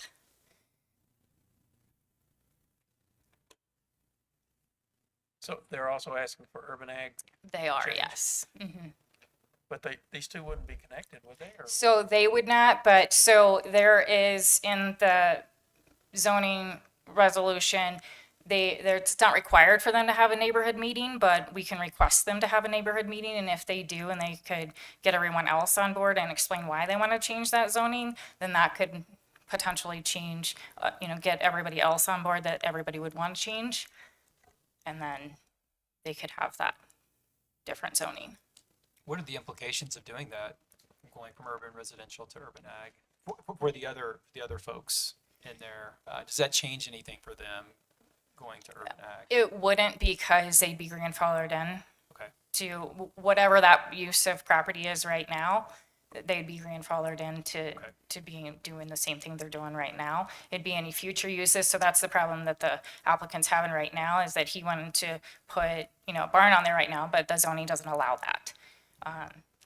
If he already had a barn there, he could use that because he'd have been grandfathered in, but there's not anything there right now. I'm just thinking if some of those other folks wanted to do something, wanted to make a change, for example, does it be, I'm sorry, I should probably know more about why, what are the ins and outs of being urban agriculture versus urban residential, but yeah, what would be the implication? And those are things, if we table it, we can always look into it, of course, but I'm just curious if you knew, It really depends on the use that the people want for the land. There are more restrictions with urban residential than there are with urban agriculture. There are smaller lot sizes for urban residential. So if somebody would want to take their property and divide it, potentially in urban ag, they wouldn't be able to because the lot size would be too small. So that could be a restriction that they would want to consider if they chose to rezone, because then they would not be grandfathered in because it would be after the fact. Right. So there are certain things like that, but if we table it, we can look into those things as well. Just if we deny it, then this other one that comes about, they would have to reapply with fees and everything. That we could maybe look into this a little bit further, just because we had that application last week in this same area. Roughly, the consideration is all of the brown, all the urban would all change to ag. So the consideration right now for this one is only the red subject parcel. No, the consideration of possibly changing all the zoning so you don't have the special. All that's on this map, yes. So there is more further to the north that's also urban residential. It is closer to an area that is, so that's county property, but it's closer to city property that's more residential and smaller lot sizes. We kind of looked at, would you draw a line and kind of say, these people want to change to urban ag? And we don't know any of this. I'm just speculating and trying to help the applicant out a little bit, like if we can, because we got this other application, and is there something we can do or not? Because otherwise the recommendation is going to be denial because of that spot zoning and the special privileges that are per our regulations. What's the chance the city of Casper want to annex that area, whole area? We are looking into growth boundaries right now. I'm having a real hard time with my ARC map on my computer, and we discovered it's something in my office today. But I'm trying to find the growth boundaries to find out where those growth boundaries are, because depending on where the growth boundaries are, they won't be able to annex. But I don't know where they're at because I can't find the map right now, but we're working on it. Okay. Any other questions for Ms. Kemper? Thank you. Missed my chance, sorry. Oh, go ahead. I think it'd be a really good idea to get that whole group together and do that change instead of a spot change. Like you said, that would be a much better deal. It is pasture land right now. It is, yes, sir. Thank you. Thank you. So Luke, you want to come tell us about your project? Yes, sir. So I am Luke Ginsbach with Ginsbach Construction, 6959 East Lake Drive, Evansville, 82636. We were contacted by the customer to build them a agricultural barn on this property. At first glance, the property, if you drive by, you said it yourself, it's pasture land. I mean, that's what it looks like. It was zoned as urban residential, which to me is set up for dividing for houses. We originally requested a mountain residential, and this was prior to Sabrina being hired. It was Shelby and me, and we knew about spot zoning, so we requested mountain residential. And then to avoid spot zoning, which I believe is one of the reasons for it to be recommended to be denied, but then it was later requested to be urban agricultural by some county commissioners and Shelby, because in most people's eyes that is a agricultural area. You buy 20 acres, a substantial amount of people want to put a shop on there, an outbuilding on there, have a horse on there. As it is currently zoned, I do believe you cannot put a horse on that property. You cannot graze a horse on any of those properties, so. Sorry, that? You have to have a conditional use permit. Correct, yeah, which seems pretty excessive to put a horse on your 20 acres.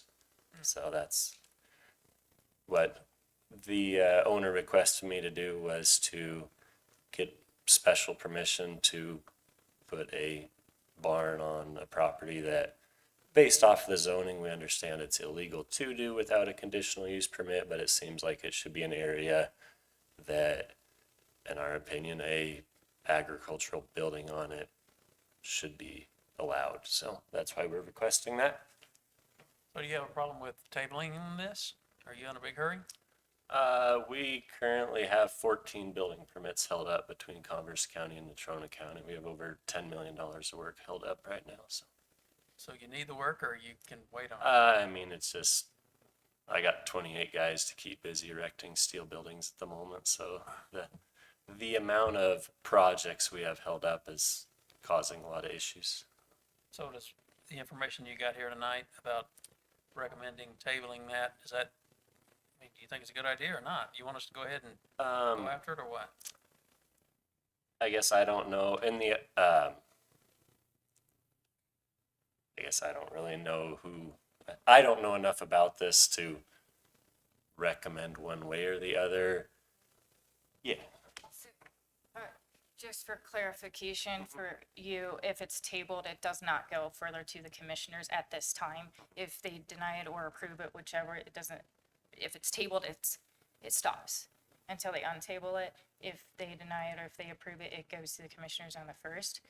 So it's your choice on that chance that you want to Tabling take. would essentially cost us months. Potentially. Not tabling would risk a denial with a reapproval for $600. So we could have a date certain, and we're scheduled to have a planning and zoning commission meeting in July, if I'm not mistaken. We could postpone it 1 month instead of your concern about months. Just neighborhood meetings and all that, I think, would take multiple months, because they have to apply like now to get on next month's meeting. What's the deadline for next month's meeting? As soon as possible. So that's 2 months that would delay us on a project. We have 2 projects here. I already have over $40,000 invested on each project, so. So we I got a got staff, $100,000 of my money into both of these. So. we got a staff recommendation to deny what you're Yes, sir. applying for. So that means a lot to us. Yes, sir. So your chances of getting that approved, I think, are compromised a little bit Okay. on what we're gonna vote. Yes, sir. So you might wanna take that into consideration. Okay, The other question I have is, do you have YDOT, do you have a, access Our- permit to that? There is already an existing one that was previously put in by Andreen Hunt a couple of years ago, so. I saw it, it's kind of ragged looking, but do you actually, sometimes YDOT will say, well, we don't do that anymore. Have you checked with them? It's been pre-existing for a few years. I wouldn't say that's, evidence of they'll give it to you forever. You better check with them. Sean used to work for YDOT. That is correct. Advisable to check. So you could have a piece of property up there with a barn on it you can't get to. Unless you work out something with those people to the north or the church. I mean, it's already existing. They're already using it. They've been using it for years. Okay. I guess I can check into if it has been permitted or what exactly was done with that. But I guess I was just under the assumption it had been in use for years. But I guess we'll ask it to be tabled then if that's what we need to do in this instance. That would be my suggestion. Yes, sir. Okay. All right. All right. Thank you, Luke. All right. How do we proceed with a, well, ask the commission. What do you guys want to do? You want to table it? You want to? So you would Go need ahead. you would need a motion to table. If you guys are going to want to consider tabling, I would do it now instead of having the public hearing, because you're going to want to have the public hearing later. Okay, so you guys heard, sounds like the applicant's willing to table. I'd like to move to table it. Is there a second? Second. We have a motion and a second to table. Understand there's no discussion on that, so, all in favor of tabling signify by saying aye. Aye. Aye. Aye. Any opposed? Hearing none. The recommendation is to table it, and hopefully, Luke, things move along quicker than you think. In government, you know that always happens, right? Kidding. All right. You're on the next one too, right? Yes. A request by Luke Ginsbach on behalf of Chris Barton. This is variance request, VC 2502. On behalf of Luke Barton for a variance for a setback requirements in the light industrial zoning district. The property is located at 1501 Scenic Street, Lot 2 of the Aquatech Simple subdivision. So Sabrina, may we have a staff report, please? Mr. Chairman and Commissioners, yes, thank you. This variance request is between urban mixed residential and light industrial. The property location is approximately 0.1 miles east of Salt Creek Highway on Scenic Street. The east boundary is light and industrial next to I-25.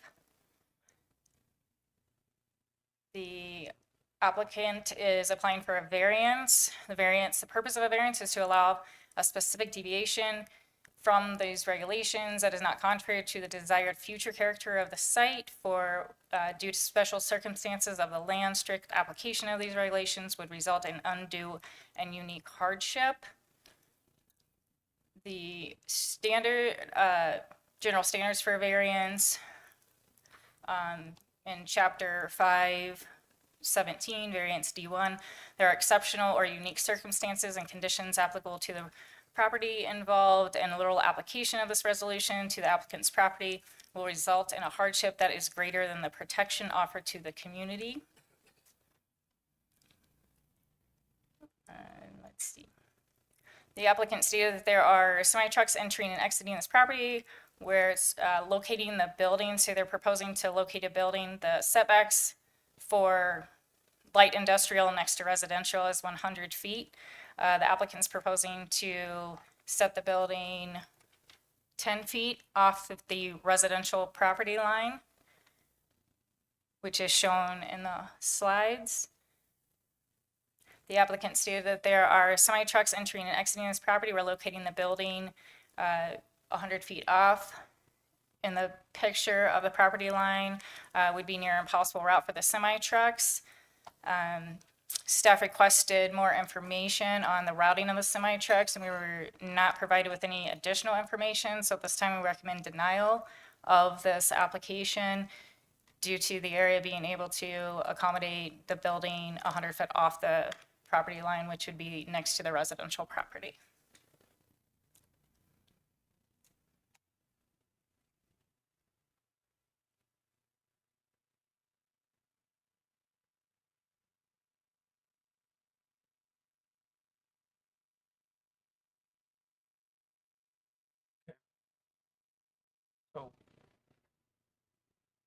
questions for, Ms. Kemper?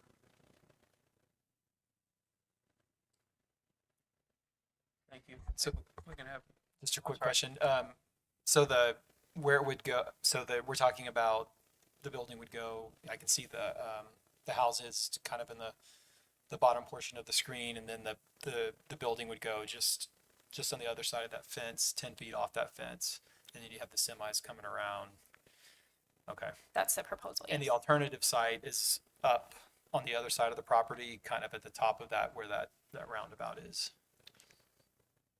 Wherever the applicant would want, but 100 feet off of the residential property line is the Okay. standard. Okay, gotcha. thank you. So, Mr. Ginsbach, would you like to come up and just explain and kind of show us maybe on the map where you're talking about Yeah, trucks I turning wish and there's a things? site plan on here. Can I walk over and? Sure. Okay, so, the proposed building location is right here, 10 feet off, 25 feet back, so scale wise, it's roughly that by that. And that has doors facing, to the left on the map and doors facing up, which is, down is north, but on this instance. So this person, it's currently an electrical company, purchased another electrical company. They get semis into here right now, come in the entrance gate, and keep in mind there is a main high voltage power line right here that Rocky Mountain Power will not move. They said no amount of money will move that hole. So that our building corner is currently proposed about to be like that. Trucks come in here, 53-foot van trailers for delivering their materials, and this building existing is very tight on the fence, so they have to hit this side of the building very straight. They got a 53-foot van trailer attached to a truck, so about 70 feet long. If we build this building 100 feet off of this property, 25 feet back from here, that building now becomes right here. You cannot swing a semi before this tower pole. You gotta make, it's like 13 or 14 feet right here. You gotta turn your truck too soon before your trailer's out of this narrow portion. So there is no way to fit anything more than like a small shed in this vicinity in order for a semi to get through here. There's also a cul-de-sac at the end of this road, which I believe is a new requirement, or I thought a requirement for most roads for a turnaround. As far as getting semis into, there's no turnaround at the end of the road. If this building was put where the standard setbacks require it, even we talked to the customer about moving the gate, but as soon as they come into here, they can't come turn around here. There's not enough room to go forward and backwards. That is the only route. These trucks have to be able to go right here to get in and out of the property for them to be able to continue to run their business. What's this building, the proposed That's building? just a storage building. It's mainly for all what I would call the unsighted equipment that's all sitting there right now. He just wants to get inside. So it's either the residences are either gonna continue to look at all the equipment and materials and just kind of stuff laying all over the yard, or they can look at the backside of a 12-foot tall brand nice. We already have this building on site, because it took a month for building department to get the first step of the building permit completed, tell us. Uninstalled, just sitting on the ground. Somebody's got to pay for it, right? We didn't put it up, obviously that would have been illegal, but it is there on site, paid for by me, and the customer, of course, doesn't want to pay for it until this gets resolved, so. Without this getting approved, the customer is gonna have to sell the property and find somewhere else to run his business. So questions for Mr. Ginsbach?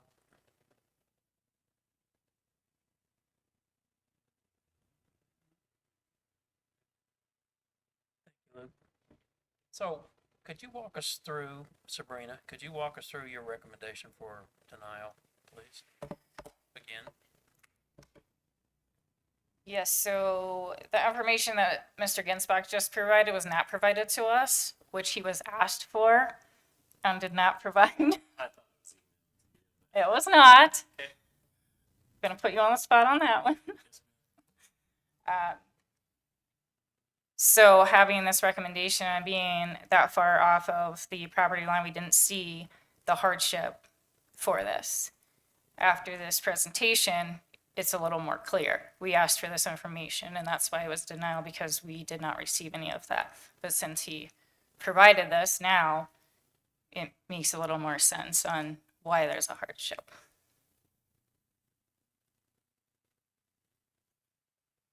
So does that make staff, soften up on the do not pass recommendation? I would say yes.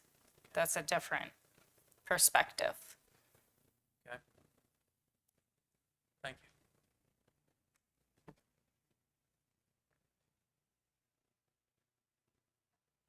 So just an observation for me, you got residential and you got industrial right next door, but nothing's changing. So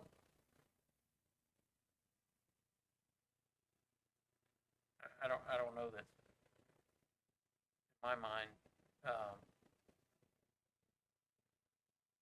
if you have a building or where you put a building wouldn't matter much to me. I know you gotta have setbacks, but I think that's, given the situation, that's,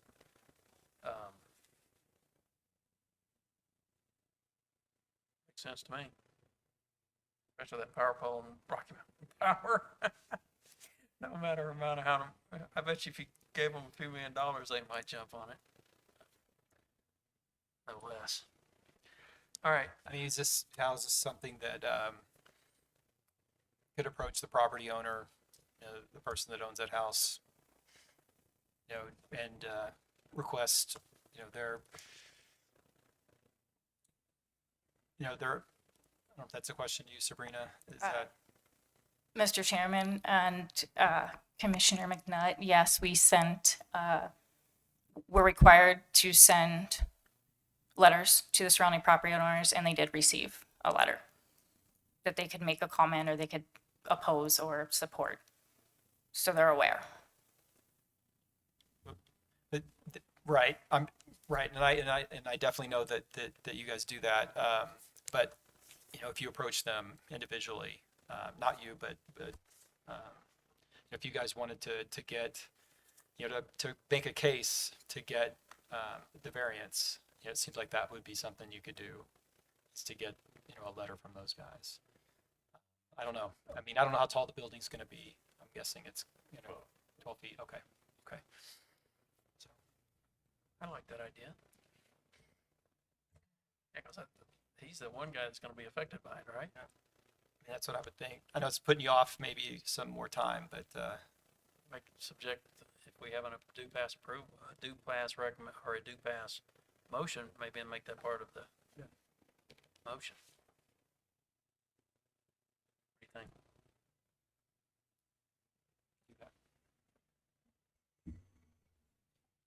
Mr. Chair, if we're having discussion, it's hard for me to look at that. If there's 100-foot setback and we're talking 10 feet, are we not like completely crossing the line for what the current rule is? I mean, we're not, if the setback's 100 feet and somebody wants to build something 90 feet, I'm saying, well, that's pretty close to what the rules allow. But we're going from 100 feet to 10 feet. We're completely ignoring what the regulations state, in my opinion. What would you feel better with? 160 feet wide, you're gonna have to, best you can do is 70 feet or something. If you centered it up in the east-west direction. Well, I You don't, move that building to here. yeah, I don't know how you fix that problem on this building site. I'm just saying in general, you know, it's kind of like the 80-foot road sign that's double what the regulation is. We're going, you know, 9 times what the regulation states. I don't know how you fix that. I certainly agree with what Chad is suggesting that, you know, maybe if the homeowner next to the site were to sign off saying they concur with the variance, I'm thinking maybe even the next two homeowners, you know, maybe two houses over, if they both say, yeah, we're fine with that. And it might be better to look at a building than a bunch of steel tanks. I'm not disagreeing with that, but it just seems like are we not somewhat tied to what the rules are? And the rule's 100 feet, we're going to 10. So the way the way the rules are written, that building could not be built. Is it 100 feet east and is, It's in both directions, isn't it? Is it 101 and 25 the other? 100 feet from the,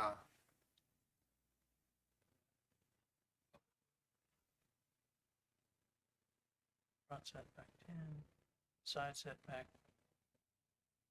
Minimum side setback, 10 feet? So, Mr. Chairman, the 100-foot is just from the residential district, so it's just from that one side. Oh, okay. So we're at 110. The way this is proposed.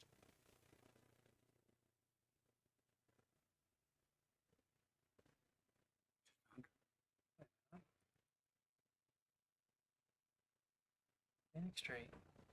Oh, so the 100, if we were going to use the 100, it would have to move all the way over to the east.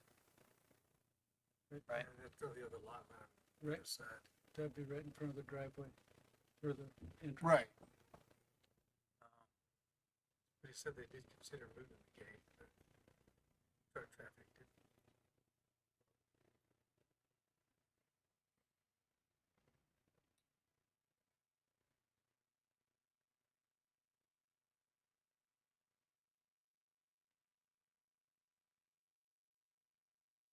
Okay, further discussion?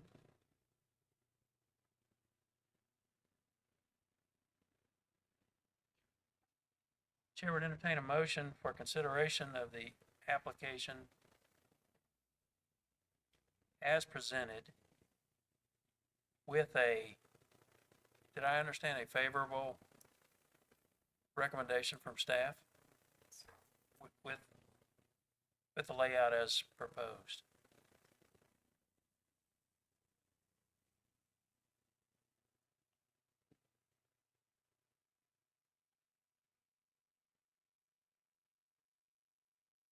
Is this something that we can put a stipulation on getting approval from the Next door neighbor? next door neighbor? Thank you. I think so. Okay. Considering all relevant factors, including but not limited to those set forth in the 2022 zoning resolution of Natrona County, I find that variance meets the general standards required. On the basis, I move to approve VC 25-02 with staff findings of fact incorporated by reference, with the exception we need to get approval from the adjacent property owner.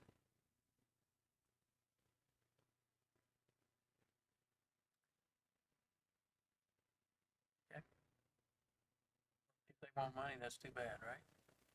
Property owner or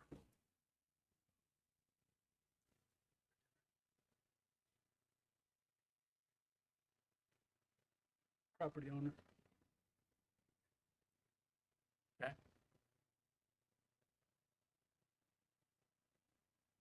I'll second it. All right, we have a motion and a second. More discussion? Well, I'm gonna vote no because I think it's too far over the line for what the regulations call for.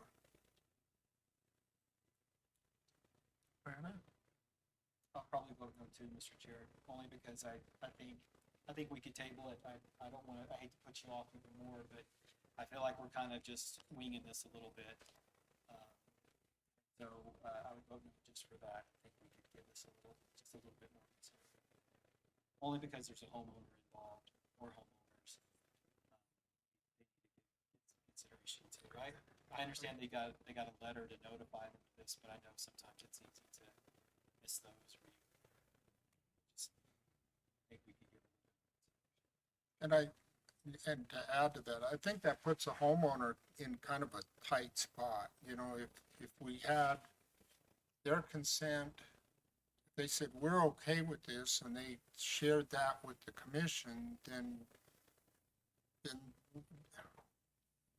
that kind of takes them off the hook. It leaves us on the hook. The way we're doing it, we're kind of putting the ball in their court. Like, we're saying, this is all good, go ahead and do it. The only roadblock is the homeowner, and Joe Schmo, who lives there, all of a sudden has a lot of responsibility. So, Is there anything to be gained by tabling in this? I know we got a knee-jerk type things changed, staff didn't know about until tonight. right. So at least we'd have something in writing from staff saying, we recommend approval now instead of denial. And maybe that gives us an opportunity too, for somebody to go there and talk to that next door neighbor. I know it's putting Mr. Ginsbach behind the 8 ball a little bit, but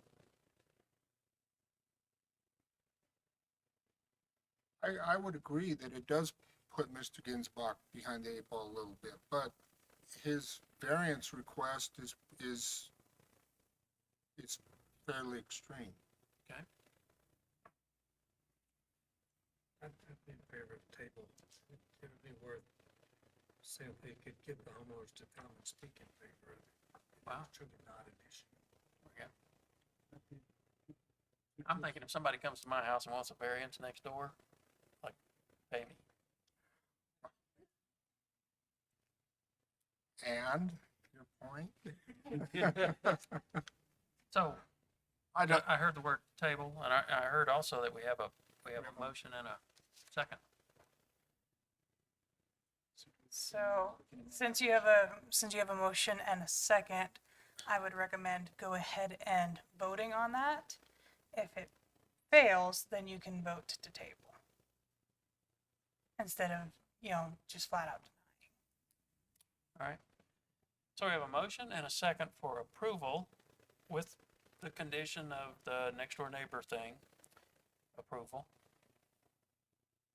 Further discussion? All in favor signify by saying aye. Aye.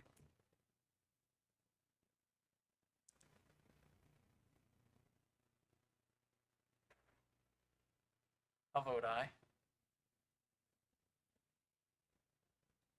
All opposed? Aye. So we have, So motion fails. motion fails, okay? And so then now, if you guys want to do a motion to table, you can. So that means the applicant has a chance to come back in next month or potentially next month. That is correct. Okay. For not lose his money for the application and all that kind of good stuff. Yes, sir. Okay. All right. Mr. Chair, I'd like to move that we table BC 25-02 until next month's meeting. And I'll just leave it at that. A second. Thanks. We have a motion and a second. All in favor signify by saying aye. Is there discussion? Oh, yeah, sure enough. Can I offer a friendly amendment that we request staff to contact the neighbor directly about the variance?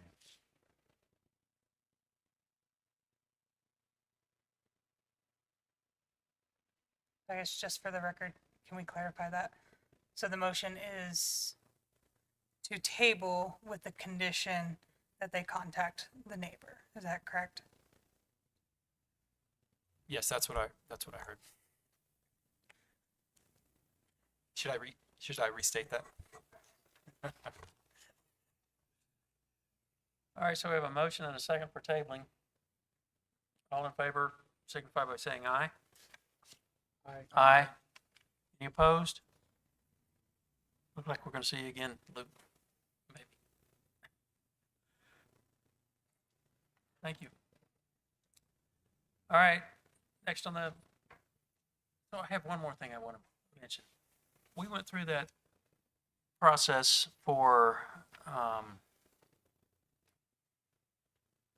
Pilot Logistics. And they downsized the size of their plan. Tanks, size. Yeah, so that wasn't mentioned in the recommendation, so is that something we need to put in the minutes somehow? Make sure that's understood.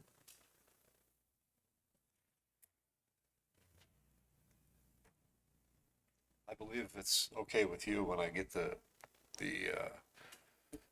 memo ready for the Board of Commissioners. I'll put that in there as a note, that it's been downsized, and I will confirm the calculations and so on for Okay. containment size.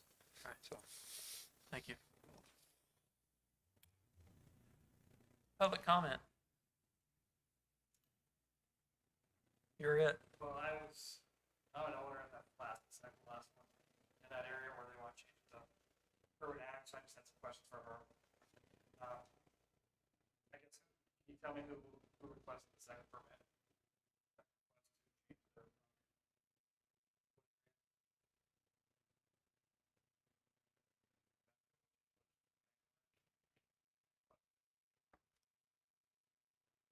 Yeah, do you want to talk afterwards? We could. That's a question. And then you also mentioned the size, acreage, put on that as well. For urban ag, Yeah. 10 acres. We're the one at 36 acres, so.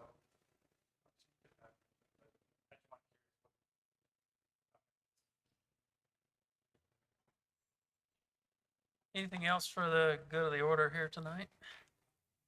Anything from staff?